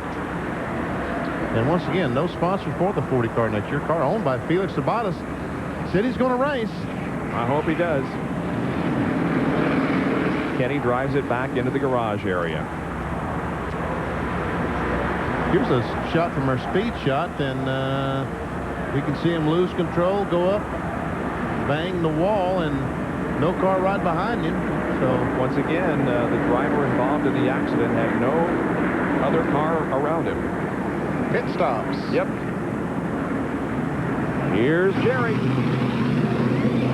And the Pontiac crew going to work on Rusty Wallace's car. He will get all 4 tires. A lot of activity on pit road. Earnhardt is also in. Bill Elliott, Lake Speed in the car number 15. You see Bill Elliott's Budweiser crew now working on the right side of their Ford Thunderbird. Off the jack now, and the car stalls for Rusty Wallace. He refires it now left side. Earnhardt crew working on the Goodrich Chevrolet. They complete their service, and they all head back toward turn 1. Elliott takes over the lead. That when Rusty killed the engine just that little bit. Looks like the 17 car of Darrell Waltrip is going to be shown as the leader. Well, I meant the car made a pit stop. Okay, but I will agree that 17 is. Now they're looking underneath the motorcraft car of Lake Speed. Uh-oh, there's some oil. Oh, yeah. Little leakage here. Wow, look at that. Look at that. What an oil. Is that an oil tank that's in the trunk of the car? Jerry Price, what's the problem? Apparently the seal on the rear end just snapped, and it's leaking fluid. You see it dripping out from beneath the bottom of that Motorcraft Quality Care car. As they dropped the car off the jack and started to run, take the car out of pit road, something snapped and looked beneath the car, and fluid was pouring out from underneath it as they pulled it around behind the wall. And now we are walking along beside the car here as they have had a tremendous run here today. Lake Speed sitting in the car has to be frustrated to know that they've had such a good run going here. He's talking to the crew right now and still has the window net up on the car. Let's try to get a comment. Lake, what happened with the car? I think the pinion shaft on the rear gear broke. Same thing happened to me at Charlotte. So they're putting the car down here. They're going to try to roll him back out here and get some more work done on the car. But a tough break for the Budmore crew as they get ready to try to go back behind the wall and get some work done on the rear edge. And when he said the same thing happened to him at Charlotte, that was in his own car back in May during the Coca-Cola 600. Lake had a tremendous run going there, running in the top 5 until that really happened. There's Nelson Crozier, but his speedy tried out. Nelson is an employee of ESPN, but he's helping out down there, put down some oil dry so it won't be slick. He's the jack of all trades. He sure is. Well, Darrell Waltrip did not stop on this particular caution. He stopped last caution, and therefore he is the leader. And when we go back to green, he'll lead Bill Elliott, Rusty Wallace, Ricky Rudd, and Dale Earnhardt.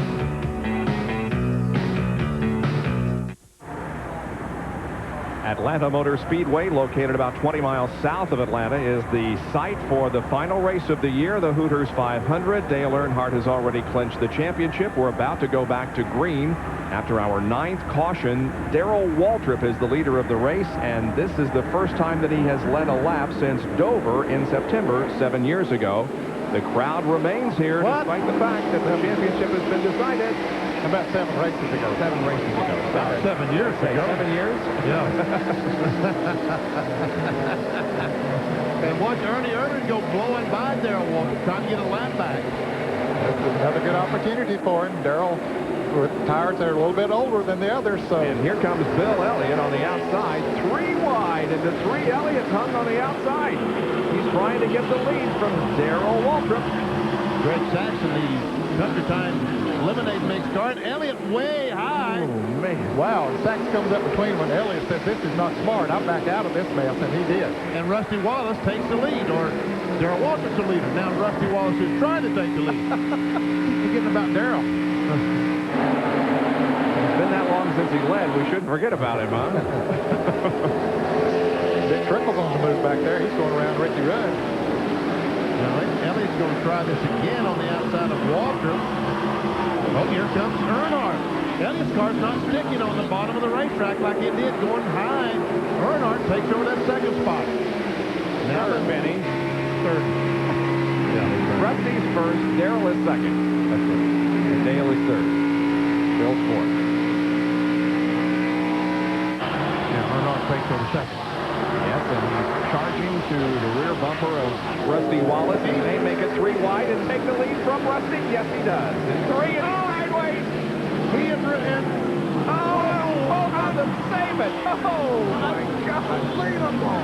Oh, and he only lost, what, 1 spot? Well, he's about to lose a couple more here as Dick Trickle goes by and Ricky Rudd. And Greg Sachs is scared to death. And I don't blame him. He's scared to death. Uh-oh. Earnhardt is again up high. Does he have a flat? Maybe he does. Wow. Wow. Boy, that was a hard stopper, wasn't it? I'm telling you now. Let's see if Earnhardt. Looks like his car is getting through the corner okay this time. Let's see what kind of damage he has on the car as he goes by. I think it was pretty severe damage. He and that 68 car made some pretty good contact up in that corner.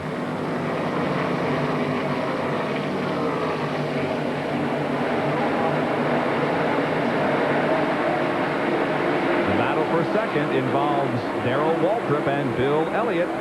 And there is Dick Trickle also. Now, Trickle was just about a lap down before a caution not long ago. He had been a lap down for a long time today, got back in the lead lap, and now is up there fighting for one of the top positions. 2, 3, 4, 5, and 6 right here. Michael Waltrip back in 6th position. There is Earnhardt and Dale Jarrett. Folks, I want you to watch this. We're going to replay. And Elliott, look at this go back. We're going to replay this. Earnhardt going in turn 3, makes it 3 abreast. Rusty backs off. Earnhardt can't get the angle he wants. Goes in, gets the car loose, and uses the 68 car as a ricochet. I'll tell you, Greg Sachs does a great job of keeping that car off the wall. Yep. They did make pretty hard contact down there. Oh, boy. Meanwhile, Elliott's car is something just to mess with it. Not quite right now. As Darrell Waltrip still in the second spot. Now Rudd is trying to take it away, and here's Michael Waltrip. And John Kernan is with Kenny Wallace. Well, Kenny has already changed back into street clothes. The car is not going to be able to be repaired to get back out on the racetrack. What did happen? Man, I don't know. You know, car's been pushing in the middle and loose coming off all day long. We kept loosening it up. Hunt Strickland got behind me that lap before it made me real loose. I don't know. It's like I hit a patch of ice, you know. I'd like to blame it on a flat tire, but I don't know if I had that happen or not. The car just, I mean, it just spun out like right now. You know, in Winston Cup, you got to drive a little bit hard. You got to pull everything out because the field's so competitive, and I was trying really hard. I just lost it coming off the turn, too. That's the end of the year. Talking about Dirt Devil leading the team, and you guys are sponsor hunting. You got anything a little bit closer? Well, you know, we need a sponsor, and I hope somebody will come on. This is a really good team. You know, it's in our first year. We ain't got no excuses. Don't blame nothing. We're going to get a lot better. We ran competitively a lot in a lot of races, but the speedways have been our weak point this year. That's Kenny Wallace. He's out for it today and looking for sponsors for next year as he waves goodbye. Where did Michael Waltrip come from? Well, he has been strong since his green flag drop. Yep, he's moved to 4th. He came out in 8th position and has moved up to 4th, as you say, Bob. Now let's go down to Jerry Punch, who's in the Earnhardt pit. Maybe we can find out what, if anything, Dale said after that little incident up there in 4th, Jerry. Standing by here with Andy. Andy, I know you didn't see what happened with Dale, but he did a heck of a job up there to save the car. Did he say anything after that incident up in turn 3 and 4? Yeah, he said he must have knocked his fenders in, with the door. He said the door's against the roll bar, so he thinks the fenders are knocked in. He's got the aerodynamics messed up a little bit. We'll fix it on the next stop, but I didn't really see what happened. Well, Dale Earnhardt very lucky. Andy said they couldn't see what happened, but apparently Dale called him and said, hey, the right side door is pushed all the way in against the roll bars, and the right front fender apparently has got the car a little harder to handle in the corners now. They ought to be able to adjust it when they get a caution flag. All right, let's sort things out here as we watch Dale Earnhardt. The leader of the race is Wallace. Dick Trickle is second, then Michael Waltrip, Ricky Rudd, Bill Elliott, and Dale Earnhardt. Yep, that's correct.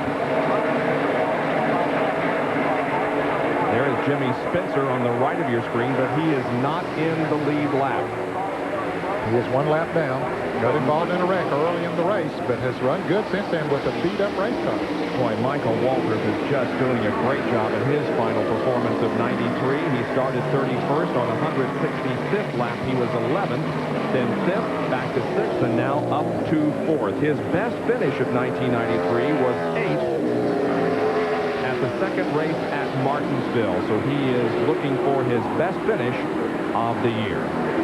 And going to get married in a couple of weeks, so it'd be nice to finish the racing season on a high note. And there's Rusty Wallace, who continues to lead the Hooters 500, but the championship has already been clinched by Dale Earnhardt.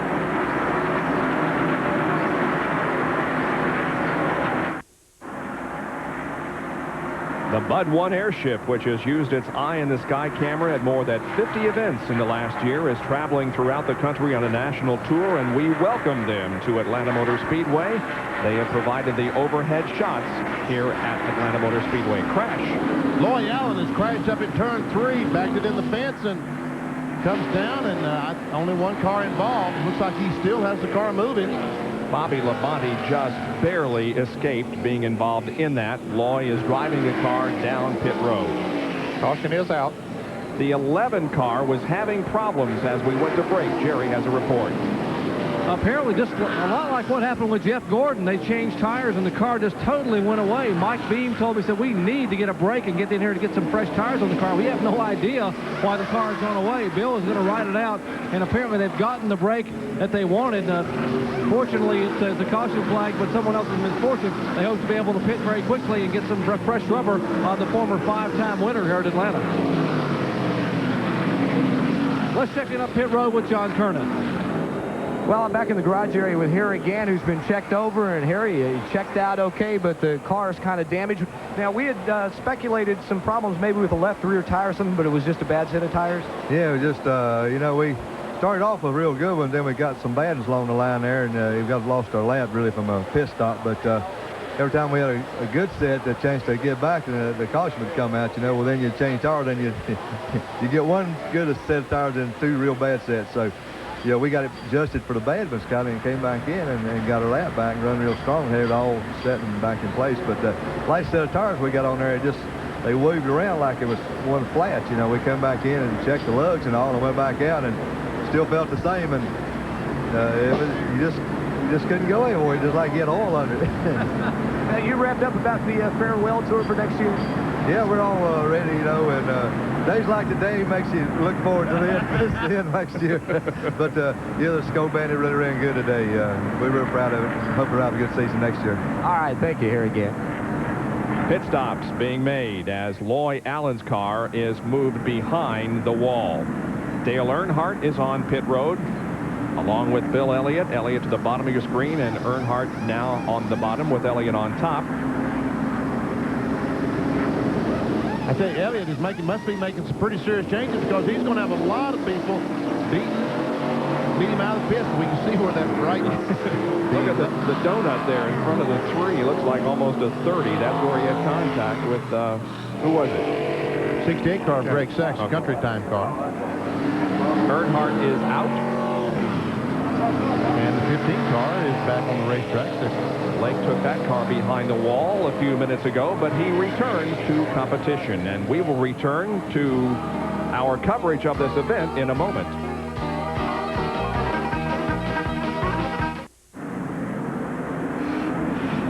Welcome back to Atlanta Motor Speedway and the Hooters 500, again under caution, and we have now tied the record for most cautions in this race. John Kernan is with Loy Allen.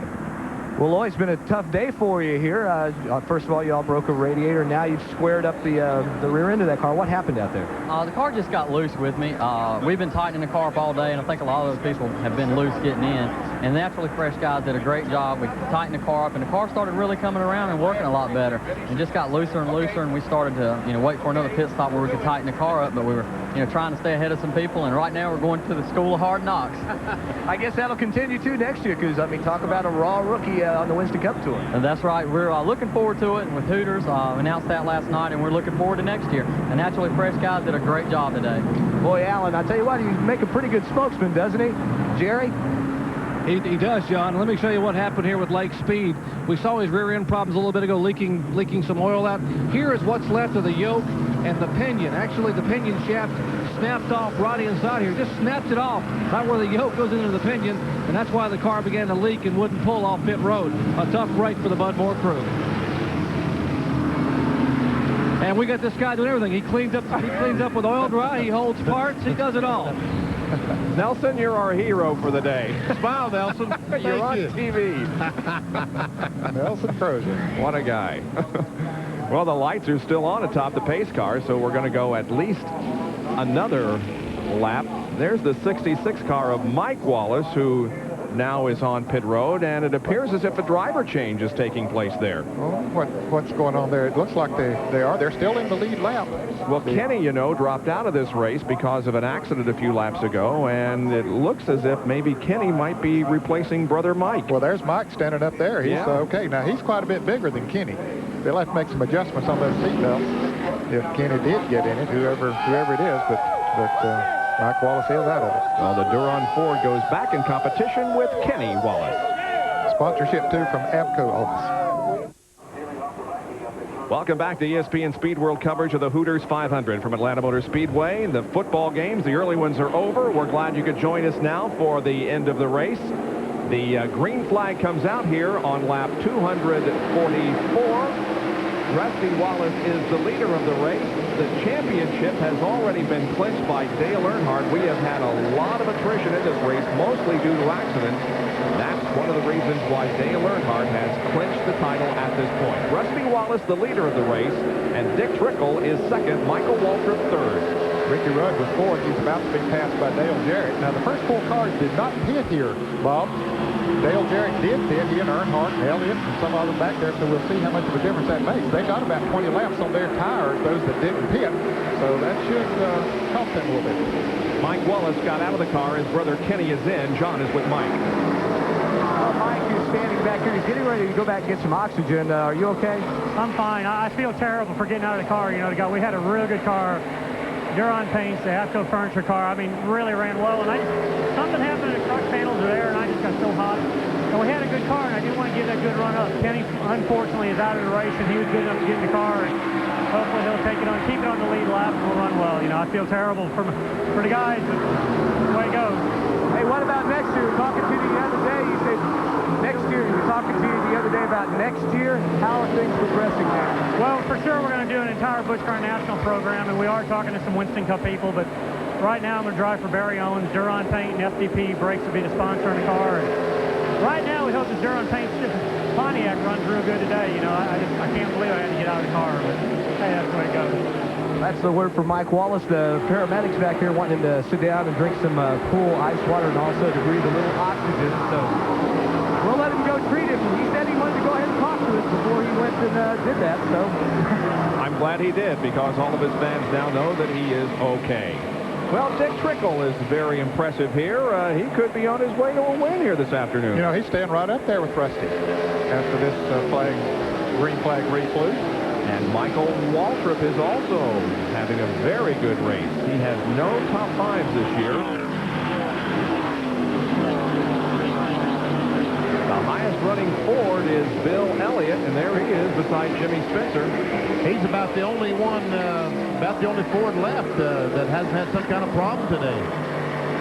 He made a pit stop, made some adjustments on the Budweiser Ford, so he is back up to 6th now. And he needs to get back to 2nd place. At least a second. Unless Michael Waltrip gets up to 2nd, then he needs to be 3rd. He needs to be Needs to be in front of a Chevrolet. In front of the Chevrolets, that's right. And he's got 2 of them in front of him right now. And here he comes to challenge Ricky Rudd in the Tide Chevrolet. In fact, he has 3 Chevrolets in front of him. He has Rudd and Jarrett and Dick Trickle. Jarrett's having a good race. He's not out of this by any means. There he goes by one of those Chevrolets, Ned. Elliott does. Oh, and 98 spins over the 2nd corner. Or he hit nothing yet. Look at that. I think he hit the wall, but... Oh, no. Contraire, he did not hit the wall, but the caution flag is out. Yeah, it is. Again. Well, he's not running the wall now. Derek was running in 12th place. One of those cars on the lead lap. Jangles Ford spins in turn number 2. He keeps it going, though. He didn't hit the wall. Okay, I thought he did. Let's see. Here's on the outside. Rick Wilson goes underneath. Sure, I'm going to be proven wrong here. And he gets the car a little bit out of shape. Gets it up. Oh, you're right, Bob. He hit the wall. That's my first win of the year in an argument with Benny. Wouldn't you know that would come to the last race? I didn't think he touched it. 11 caution flags today, a record for Atlanta Motor Speedway. What a race we are having, and we're only 249 laps in. Back in a moment. Cars are moving off of pit road back out onto the racetrack. Rusty Wallace has his service completed. So does Dick Trickle, Michael Waltrip. Here comes Darrell Waltrip and Jimmy Hensley back out onto the racetrack. Bill Elliott stayed out there. Well, he and Dale Jarrett both, and Dale Earnhardt, they all pitted on the last caution. They didn't run that many laps, so they stayed out there for the track position. Figured they didn't, unless they had a problem, there was really no need for them to come in. They can't go the rest of the way from here anyway, in my opinion. 7 laps is all that's been run since the last caution flag, so... And a set of tires is $1,200, so... Bo Jangles' car of Derek Cope was the reason for this caution. There's the... See that little ding on the right rear bumper? Yes, I do see that, Benny. What does that mean? He touched the wall. Jerry Punch, go ahead. We're standing in Dale Earnhardt's pits, and all these guys behind us, you never hear from them. You just see them work, and what a great job they do. But we're going to hear from them right now. David Smith, the Jackman, congratulations on the championship. It's still hard to believe. We had a good lead coming in here, but everything had to go right, and it did. I just thank God for it. I wish my wife would have been out to give her a big hug. But it's great. This team rebounded so well.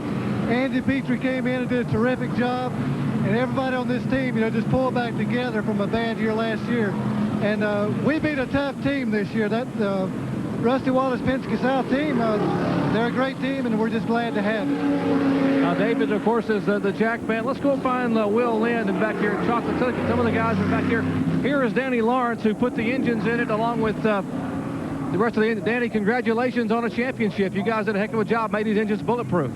Thank you very much. I tell you, this thing gets harder and harder from year to year, and it's just sort of like having a big birthday or something like that.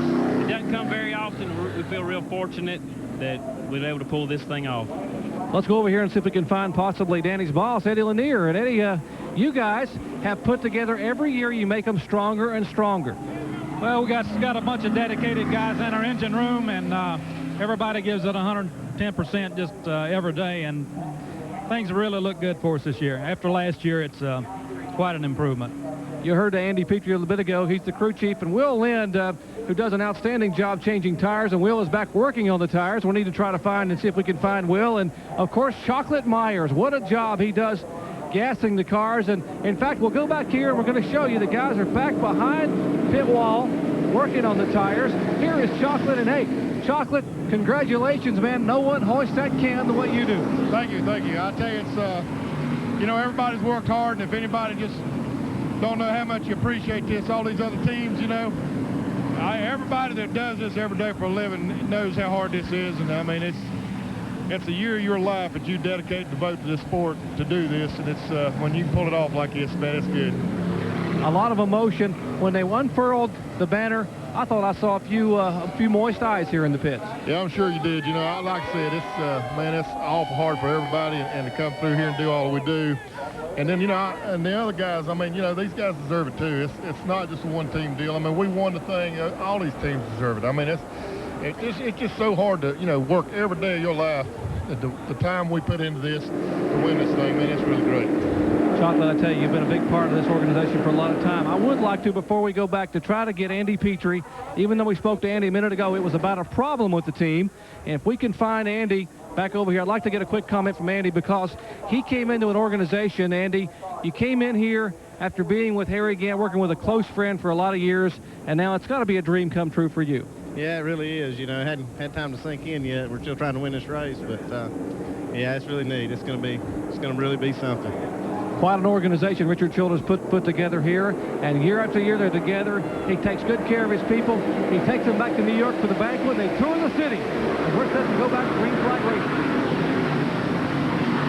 Hey, folks, in that picture that we saw just a moment ago, I want to bore you with, Joe Nemechek was standing in the number 41 pit right beside of the Goodrich pit. Does that mean anything, you reckon, man? I would think so. Yep. Indication of what's to come, huh? Yep. Ernie Irvin has gotten himself back in the lead lap. Dale Jarrett is the leader of the race, and Irvin was up in front of him on the restart and jumped out there. As we see a lot of scrambling back in the field. 3 abreast again through the 4th corner. Bill Elliott's in 2nd, Kyle Petty is 3rd, and then Dale Earnhardt is 4th. You see him coming through there. Although Phil Parsons has got up in there as well. He just passed Bill Elliott, and now Penn Musgrave is trying to go by Elliott. Meanwhile, that's back. There comes Earnhardt. But there, see Bill Elliott. Phil Parsons passed him. Musgrave is trying to go by. He's alongside and does, well, I started to say he passed him, but he didn't. Here's Earnhardt on the outside. He's up on the And here comes Rusty. Rusty Wallace. And Elliott is able to get back in front of Musgrave.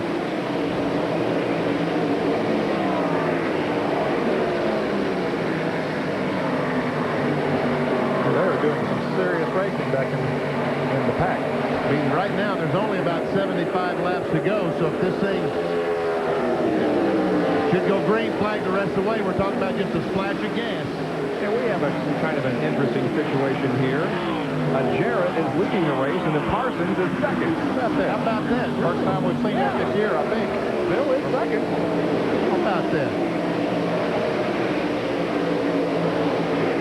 So that should move Triple into 4th, I believe. Yeah. Elliott is 3rd, Triple 4th. Musgrave 5th, then Rusty. Marlin drops back. Here comes Earnhardt and Wallace. Well, Earnhardt must be off the pace a little bit. Earnhardt is just not running as well as he did. Rusty Wallace has passed him. He's went on.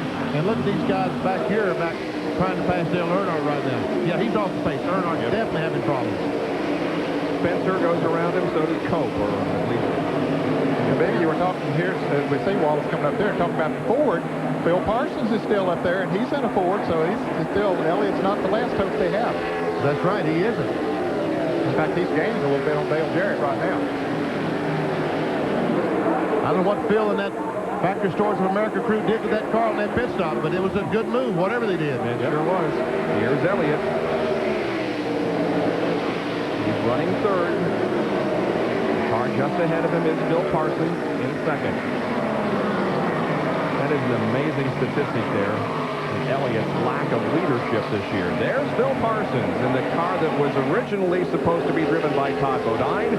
He was injured yesterday in Grand National competition, spent the night in the hospital, has been released. He did not come to the racetrack, though. He and Lynn went on back to North Carolina. Rusty Wallace takes over a spot from Elliott, and John Kernan has something. Well, talking with Bill Parsons this morning, he said it was relatively easy for him to get in that 75 car yesterday afternoon in that final practice session. He had said that they had the car set up where it was pretty fast, although now it looks like he's getting passed, if I see directly, on the back straightaway by Rusty Wallace. Bill Elliott comes along, but he said the car felt really good. Now, they did not pit this last time because they knew they'd still need one more pit stop to make it the rest of the way.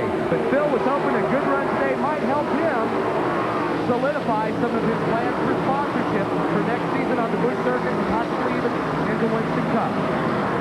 Well, he was running well. He was in second. Now he's dropped all the way back to fourth position. Earnhardt is not up to full song, Jerry. You're right, Bob. He is not up to full speed, and I'm with Richard Jones. Richard, what is the problem? Well, we knocked the sheet metal in on the right side and just got the aerodynamics messed. Then we lost a lot of the downforce, and the car's just real loose right now. He lost some downforce on the right side of the car. Can't handle it in the corner, but right now we've got good action up front with a lead change. Rusty Wallace goes to the inside of Dale Jarrett in turn 1 and takes over the lead again. Dale Jarrett led a few laps there, hoping maybe he could end the season as he began it with a victory. But right now, Rusty Wallace is back in control here in Atlanta.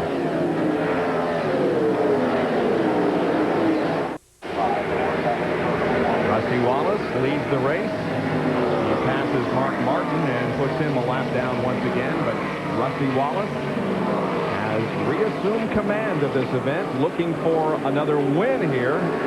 But the championship has already been decided, as we have said several times. Rusty Wallace and the entire Penske South crew would like to invite all the folks around Charlotte, North Carolina, December the 17th.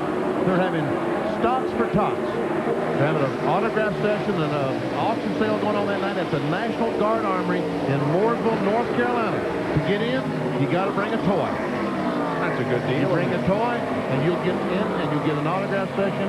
There'll be a lot of the race car drivers and a lot of memorabilia to be auctioned off that night. So come on by the National Guard Armory in Mooresville, North Carolina. That's December 17th. Sounds good. There's second place, Dale Jarrett, and third place, Bill Elliott. And so what we have here is the battle for the Manufacturers Championship. If a Chevrolet, Pontiac's leading it right now. Chevrolet runs second, they win the championship. They win the trophy. If Ford runs second, they win the trophy. And it's raining. Raindrops beginning to fall. And Elliott takes over. Here comes Rudd, and Rudd is flying right now. And he's going to try to pass Elliott going into turn 3. They see that rain coming down, so they're going to go for everything that they have.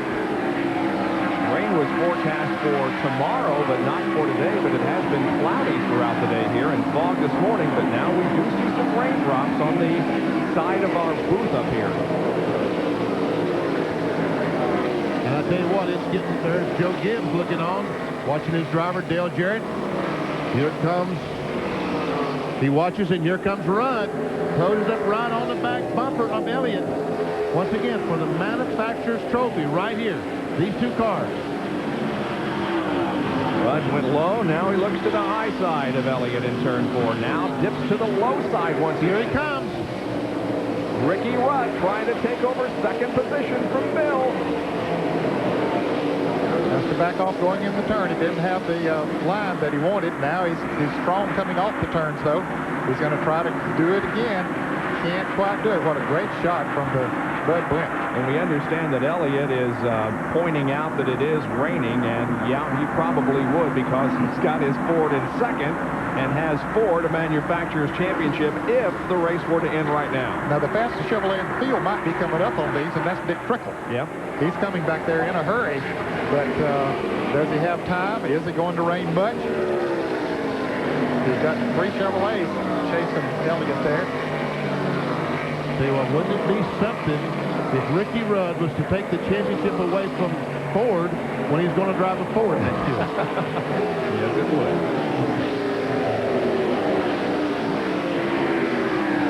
I think both these guys kind of tiptoeing right now. There is some rain. Elliott comes off the corner high again.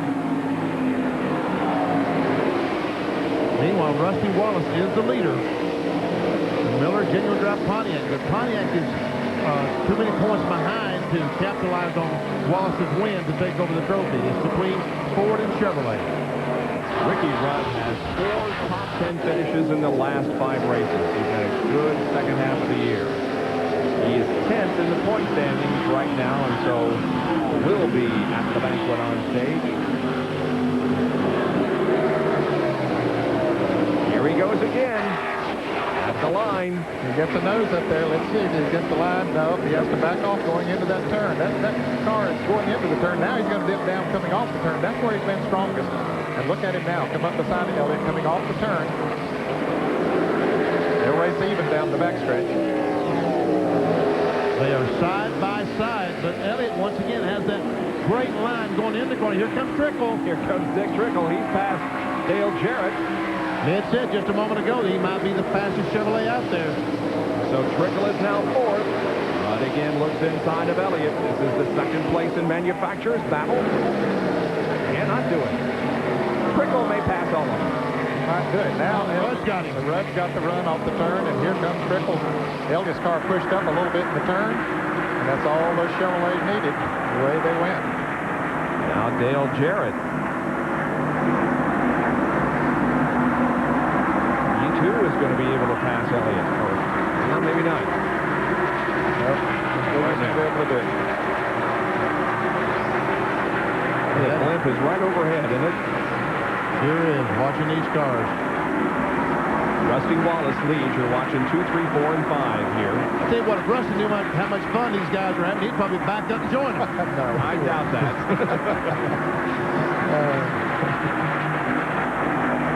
There's Ernie Irvin, who is a lap down and currently being shown in 15th position. He is the first car off the lead lap. And there's Rusty Wallace,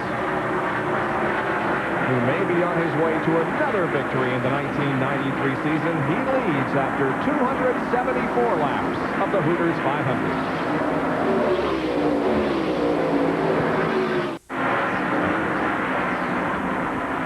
ESPN Speed World coverage of the Hooters 500 from Atlanta Motor Speedway.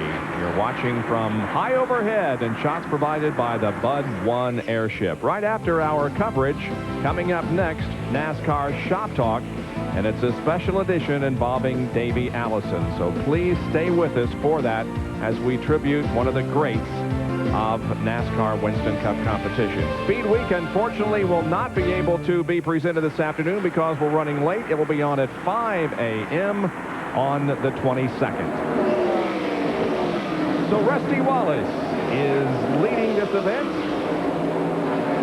Looking like a winner. Here's a good shot of the race control. We rarely get an opportunity to show you the NASCAR officials and the great job that they do. And while we're watching them, our hats off, our thanks for providing a good season of racing and for their cooperation to us. Bill and Brian France, Coach Les Richter, Gary Nelson, Morris Metcalf, David Hoots, Jim Bachhoven, Chip Williams, and many, many other NASCAR officials who work with us so well.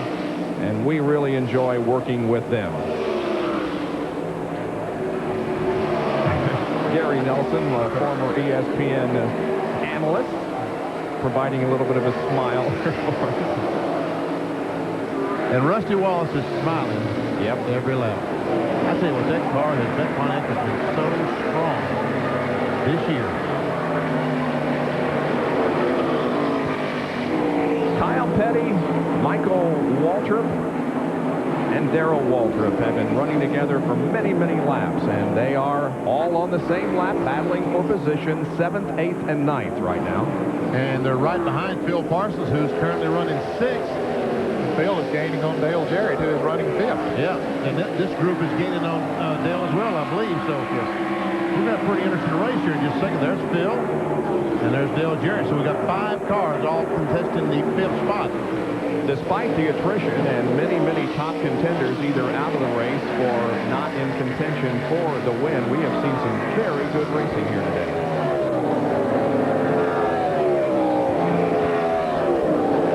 That list of cars out of race is a long one. Still another pit stop to make before this race is over. And we mentioned the rain a little bit ago, folks. That is subsided now. Don't see any on our window here in the booth. So apparently it has stopped. Just a little bit of a sprinkle came over. Still very overcast, but no rainfall, at least in this area. As we watch Kyle Petty, well, there's Dale Jarrett, Phil Parsons, Kyle Petty, Michael Waltrip. Look at this. He started 41st. Had to take a provisional to get into the field. We pick up his progress on lap 220. He was 10th then. Moved to 7th, back to 8th, and now runs 7th again on lap 283. And Harry Gant's going back on the racetrack. Does he have a point position he's trying to save or something? Well, he's in 11th place coming into this race. He was only 29 behind Rudd and 59 ahead of Spencer. Look here, Phil Parsons going by Jarrett, or trying to. And Kyle Petty trying to go as well. And here comes Mikey. And Darrell. Yeah, the train's going to go by. Yep. Jarrett caught to the outside. Yeah, I think his car is pushing a little bit. That's what it looks like to me in the turns. But Waltrip will be able to pass in turn number 1. Now Darrell Waltrip comes up alongside the winner of the Daytona 500, Dale Jarrett, and also passes him. But Dale will finish 4th in the point standing. Harry Gant is back out there.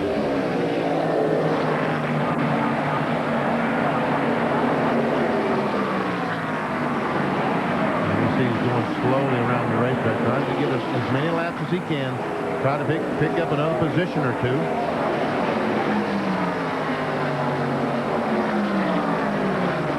Jimmy Spencer goes by. He was involved in an accident early on. With Rusty Wallace. We mentioned earlier that Ernie Irvin has scored the most points in the last 5 races, but in the second half of the season, Rusty has scored the most points. Martin 2nd, Earnhardt 3rd, Elliott 4th, and Gant 5th. The Manufacturers Championship, there are the statistics. Ford with 10 wins and a 1-point lead over Chevrolet. Pontiac with 10 wins and Oldsmobile with 12 points. And there is Ricky Rudd. Currently running in 2nd spot. The winner of the race, the manufacturer, gets 9 points. The next, and look how far he's pulled ahead of Bill Elliott. Now, Elliott has passed Dick Trickle. He's back in 3rd, but he's got to get in front of that 5 car for Ford to win. Yeah, as far as the points were concerned, it didn't really make any difference. One Chevrolet was in front of him. Well, the points are only awarded to one car. Exactly. But it's 9 points for the winning manufacturer, 6 and 4. If Pontiac wins, they get 9. And if a Chevrolet runs 2nd, they get 6. So obviously you can see Pontiac can't win. It's between Ford and Chevrolet. 1 point separating these two. Elliott needs to catch Rudd. Or vice versa, Rudd needs to stay in front of Elliott.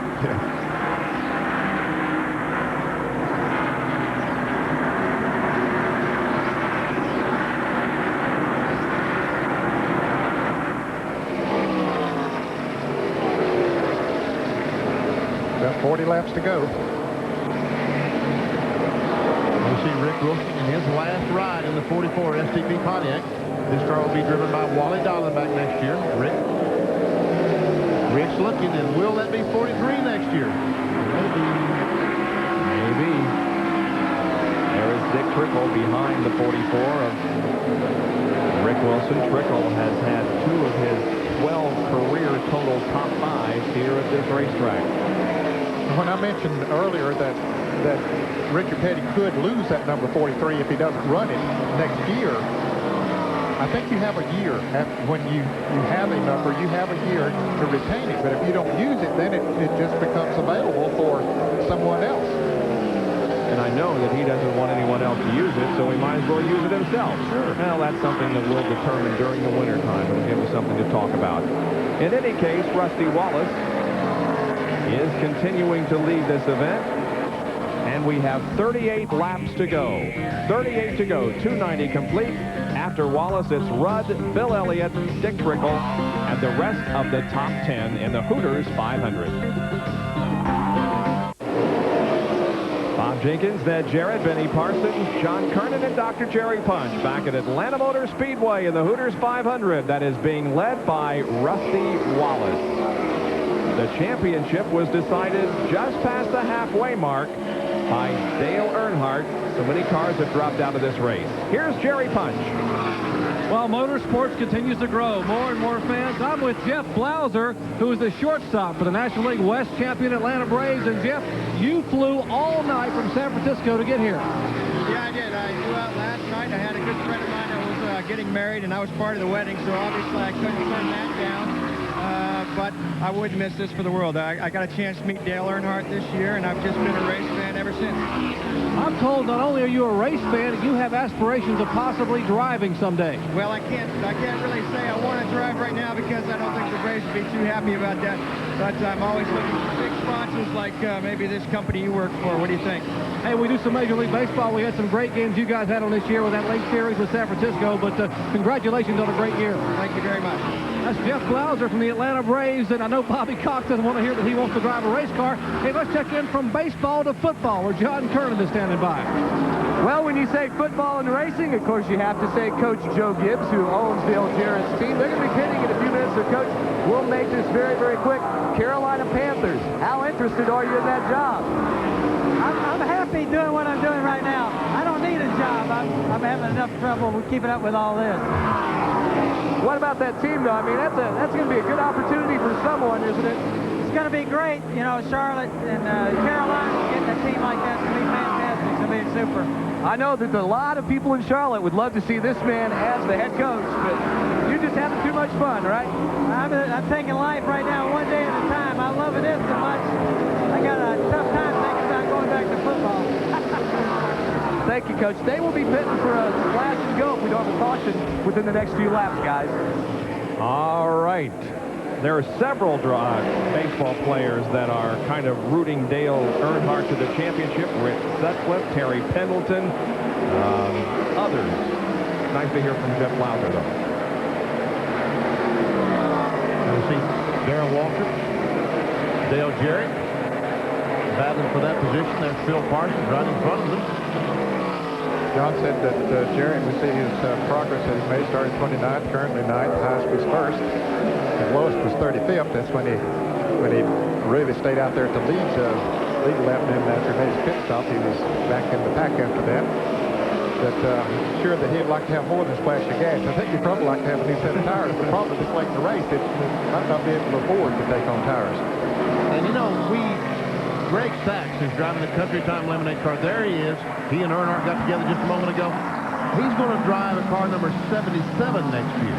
It's going to be sponsored by Jasper and US Air. It's going to look just like the 55 car. DK Ulrich's going to be involved in that car.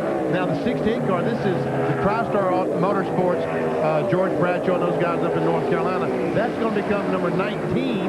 As you see Kyle Petty come in the pits, this is going to be his last pit stop. That's going to be driven by Loy Allen and will be sponsored by Hooters. It will be number 19. Okay, now Kyle Petty is taking on tires. The mellow yellow Pontiac. He was running in right side when he came in, and he gets right side tires only, and he's back out there. Good pit stop. They figured they could change the right side tires as quickly as they could put in the fuel that they need to go to the end of the race. Others on pit road. Jimmy Spitzer pulls in. At the top of your screen, that's Sterling Marlin, who is being shown in the 17th position, or was before he came in. Sterling Marlin is going to be driving the 4 car next year, the Kodak Film Chevrolet.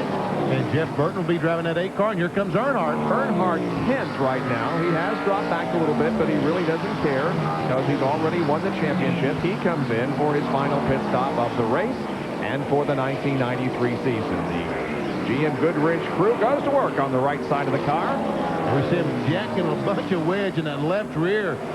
Evidently, the car has lost its downforce and is very, very loose for Earnhardt. Well, Richard told us that the aerodynamics are all messed up because of the right side of the car that was damaged in the incident with 68 car, Greg Sachs. I keep forgetting that.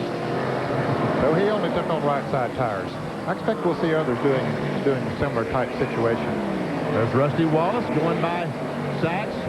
Here comes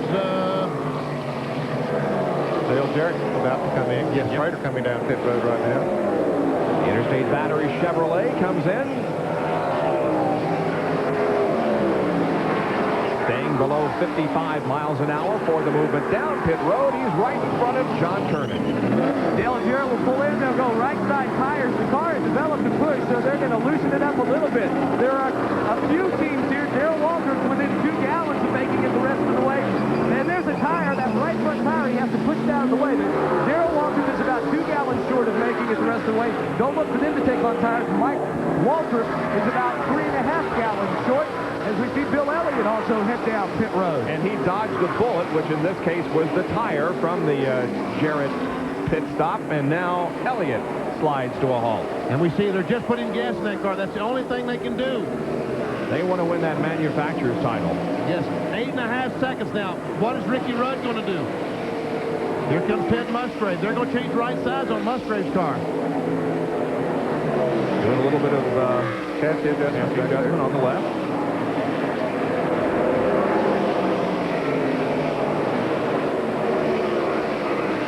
He moves out. Guys making their last stops, changing. Elliott felt like the only thing they could do to beat the 5 car was gas only. Here comes Dick Trickle down pit road. Dick was running in the 3rd position. No, I beg your pardon, that's the 68 car. That's Greg Sachs. Those cars have sort of a bright chartering or something. Yeah. Meanwhile, Rusty Wallace. There goes Musgrave. As Wallace goes by, that would put Musgrave 2 laps down. If he should go by. Musgrave has the new right side tires. They just stay out there. Should be an advantage. Now remember, Rusty, and there were 4 cars that made a pit stop during the last caution that were up front before the caution, and so they had about 7 laps on that set of tires, so they can go as far as fuel is concerned a little bit further than like Bill Elliott, Dale Jarrett, and Dale Earnhardt, who pitted the caution before. And here again is back behind the wall. Came out in front of Brent a few more laps, but has taken the 33 Skull Bandit behind the wall again.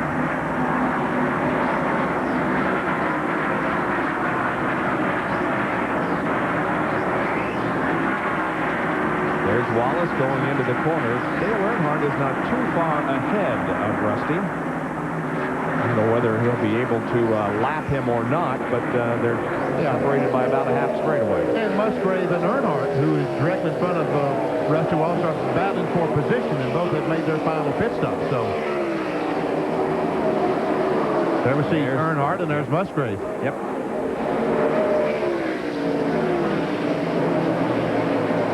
To go. 20 laps to go. We understand that Wallace should be in about 2 more laps.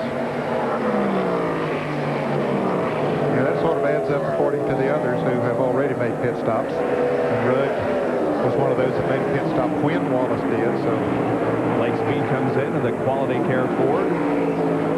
Pretty car. Sure is. Nice design on that.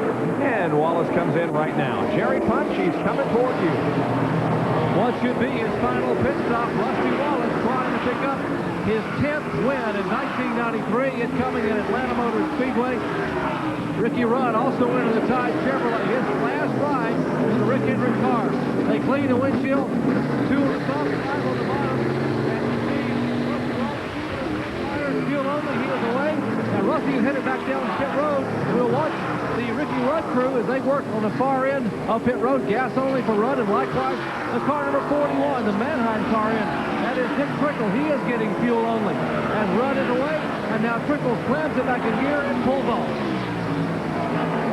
So we're now set up for the final few laps of this race. Bill Parsons made a pit stop a moment ago for fuel only in the Factory Stores of America car. Michael Waltrip and Darrell Waltrip still have to make pit stops. Well, has Ricky Rudd made a pit stop? Yes, Ricky Rudd just now stopped. Okay, he was part of it. Okay. So the Waltrips find themselves first and second right now, but they both need pit stops. Musgrave is driven by Dale Earnhardt and taking that spot away. There's Michael. He is officially the leader of this race. Not anymore, though. He's coming in. Drops down off the banking in turn number 4, brings the Pennzoil Pontiac slowly down pit road. And I'm sure this will be gas only. He's having one of his best races of 1993. He sees the pit ahead of him. He stops. They go for fuel only and a chassis adjustment, but not much of a chassis adjustment. 4.3 seconds of fuel, and Michael pulls back out onto the pit road and eventually the racetrack. Rusty Wallace has lapped Dale Earnhardt. Now, fans, if you wonder how the manufacturer's battle is going after Bill Elliott and Ricky Rudd made their pit stops, Rudd is out in front of Elliott pretty far, so he has a pretty decent lead on him right now. Rusty Wallace appears on his way to victory. He has led most of the laps and will pick up the 5 bonus points for that category, but it's all for naught because he will not win the championship. There is the leader of the race at the moment, but again, Darrell Waltrip will have to have a pit stop before very long, and when he does come in for the stop, the lead will go back to Rusty Wallace. Hooters 500 at Atlanta Motor Speedway. We've only got a few more laps to go, and for those of you tuning in for Shop Talk, stay with us because that program will be brought to you in its entirety at the conclusion of our race. Darrell Waltrip is the leader at the moment. Perhaps I was a little early in saying that he will have to come in for a fuel stop. John? Well, we're standing by with Barry Dodson, the crew chief, and Barry, you guys are going to roll the dice.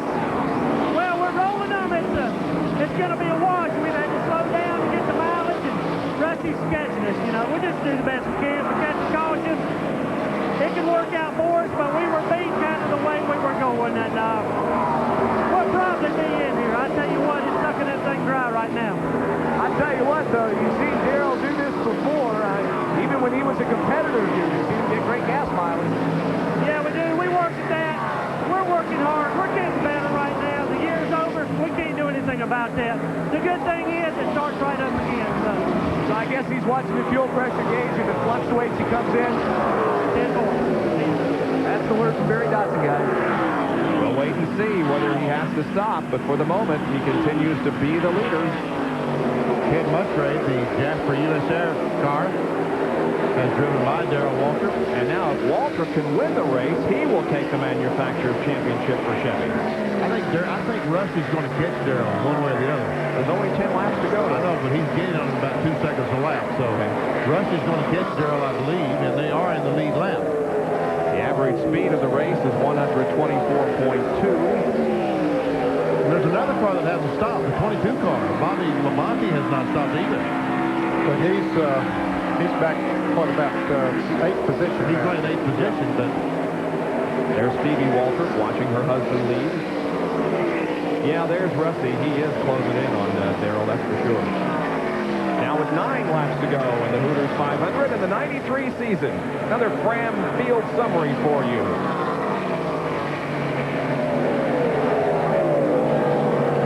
Cars on the lead lap. This will probably be the last time you'll see this year. Yep.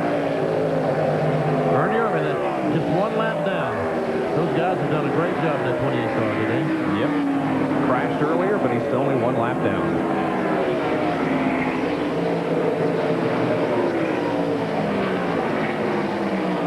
Okay, 8 laps to go, and Rusty Wallace, there's Darrell right in front of him. So he is going to catch him. Yep, he will catch him. But now the 22 car is just pitted. Yep.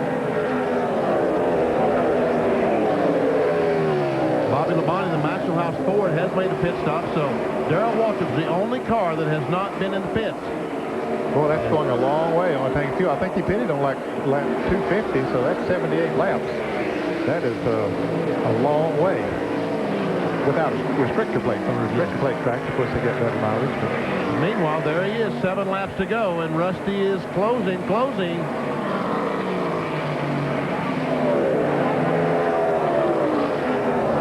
Now within just a few car lengths of Darrell Waltrip. Darrell trying to salvage a win out of this season to keep his string going. But Rusty now is approaching rapidly as 322 laps have been completed, and we've got 6 to go.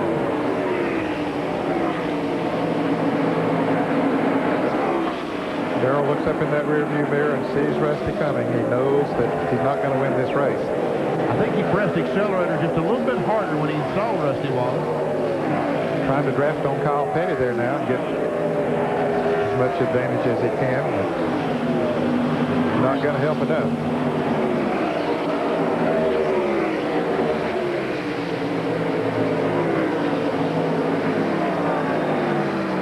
Rusty now to the outside of Darrell Waltrip, which will also have to be the outside of Wood. Rusty! Wow. Got that car out of shape on the outside up there. Wow. About to buy the farm there. He was about to throw this whole race away right there. Well, he clears Kyle Petty, and now we'll have another shot at Darrell Waltrip for the win. 4 laps to go. Still got to pass Darrell. If Darrell should go on and finish. There's the completion of lap 324. 4 to go. Rusty's going to try, or at least he's looking toward the inside this time instead of the outside. And Darrell, he gets down to And Waltrip almost crashes. But Rusty Wallace does take the lead and now is up front once again.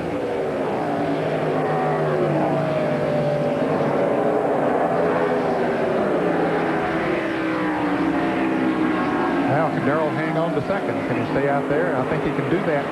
He's okay. Ricky Rudd is running in 3rd place, but if he doesn't run out of fuel, he should be able to hang on to second. There's 3 laps to go, and I tell you what, Ricky Rudd is gaining dramatically on Rusty. He's going to run out of time. He's not going to have time to catch him, but Rudd is flying. Yes, he is. It would appear as if the Manufacturers' Championship is going to go to Chevy, because even if Waltrip runs out of fuel, Rudd is the key player here. 2 to go. 2 laps. Rusty Wallace came into this race his 300th NASCAR Winston Cup career start.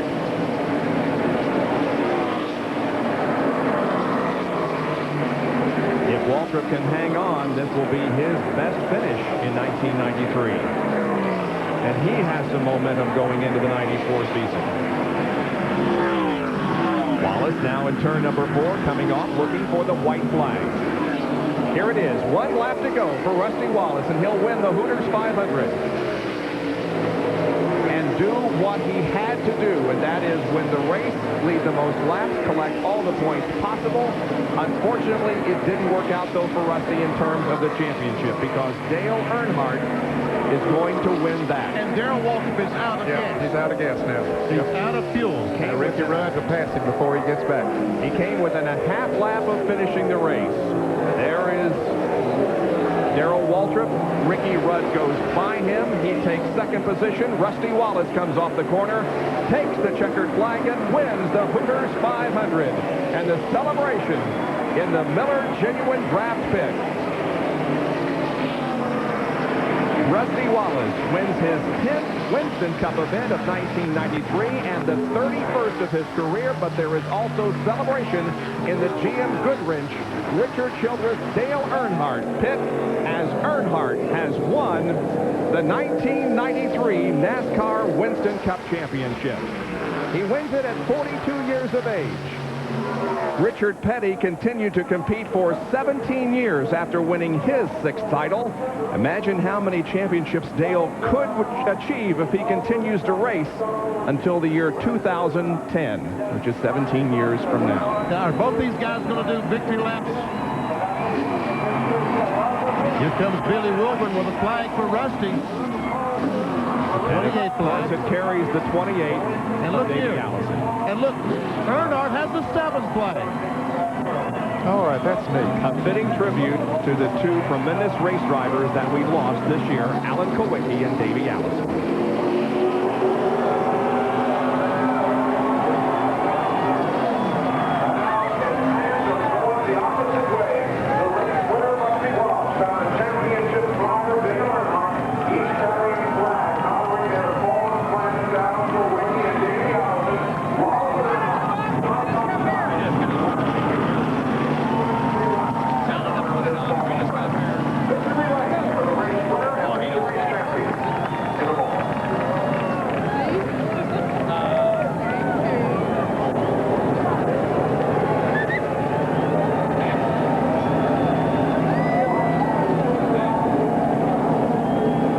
much, you can say, here as we watch this final half lap in the Polish victory lap that Alan Kulwicki was so famous for. His flag is being carried by Dale Earnhardt, the champion. Davey Allison's flag is being carried by the winner of the race, Rusty Wallace.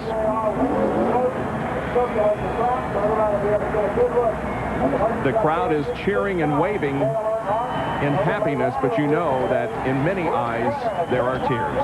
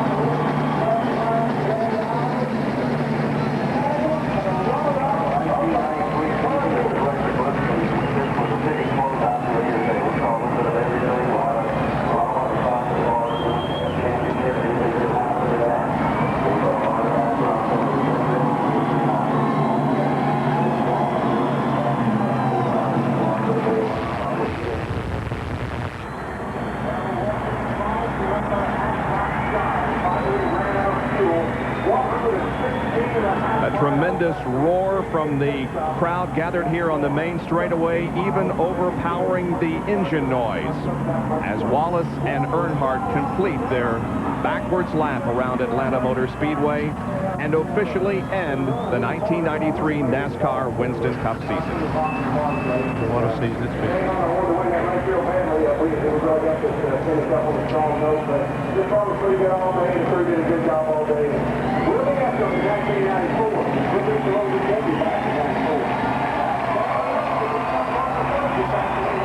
Rusty Wallace will be turning left into victory lane. Dale Earnhardt will stop here on the starting line to receive the congratulations on winning the NASCAR Winston Cup for 1993.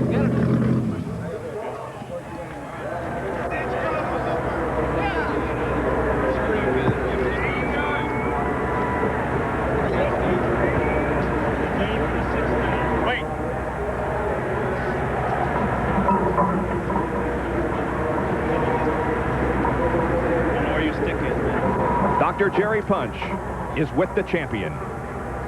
And they are here to congratulate Dale Earnhardt. It's an emotional time around the car. Jim Schreier here, the executive vice president of RJ Reynolds, was the first one in the car as Dale tries to get unhooked, and they will hand him a hat that says 1993 Winston Cup National Champion. For the 6th time, Dale Earnhardt is trying to get unhooked here so he can talk to us. He's reaching around trying to get some of the switches unhooked and get a nice cold drink. A big smile from the 6-time national champion. Grabs the sunglasses, grabs the hat, tries to get a deep breath.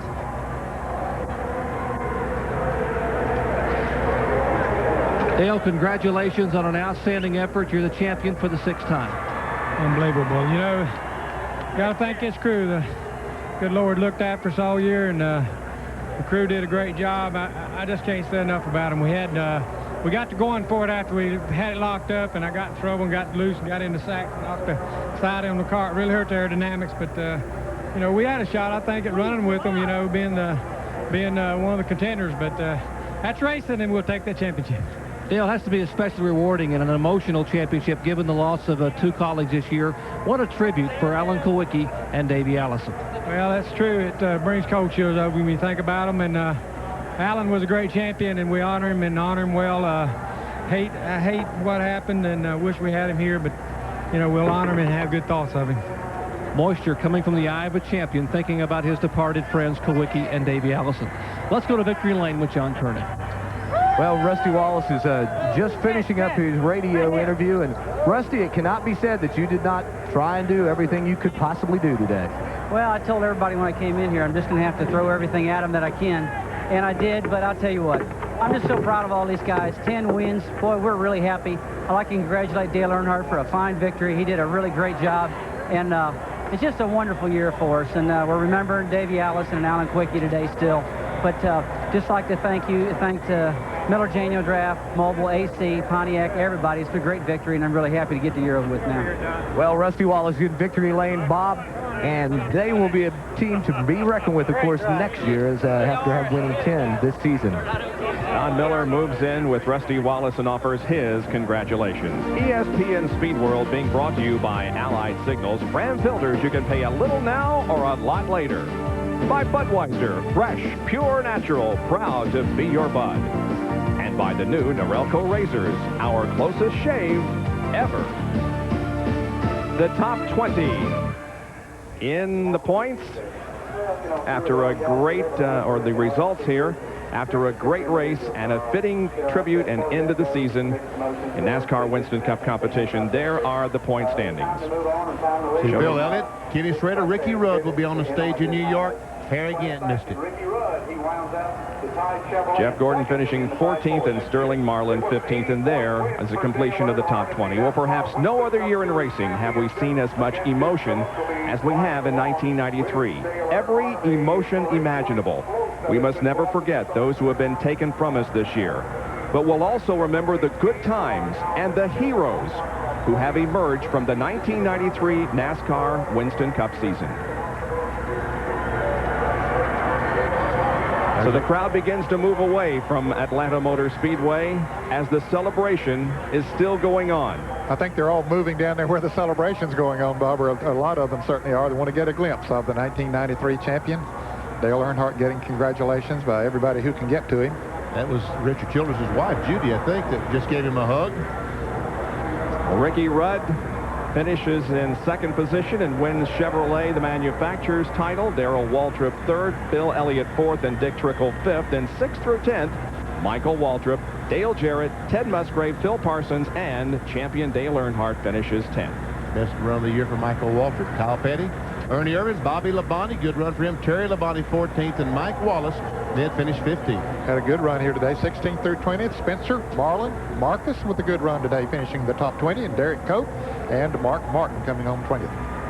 21st, Bobby Hamilton, Hut Strickland, Rick Wilson, Greg Sachs, and Jimmy Hensley in the 4-car after all his problems finished 25th. In 26th position was Lake Speed. Ken Schrader had a tough weekend. He finishes in 27th position. Harry Gant 28th, Loy Allen Jr. 29th, and Kenny Wallace, another one of those involved in an accident, finishes in 30th. And there you see Jeff Gordon down in 31st. Morgan Shepherd, after a good run early, falling out with engine problems, and dropped to 7th in the points. Wally Dallenbach, T.W. Taylor, and Rick Pirelli.